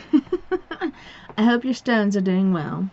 But yes, ghosts do exist. And guess what? You and we're going to be ghosts someday, so don't be afraid. Embrace them. Ask them what they need. How can you help them? Perhaps they do need help to get to the other side or to move on to the next lifetime.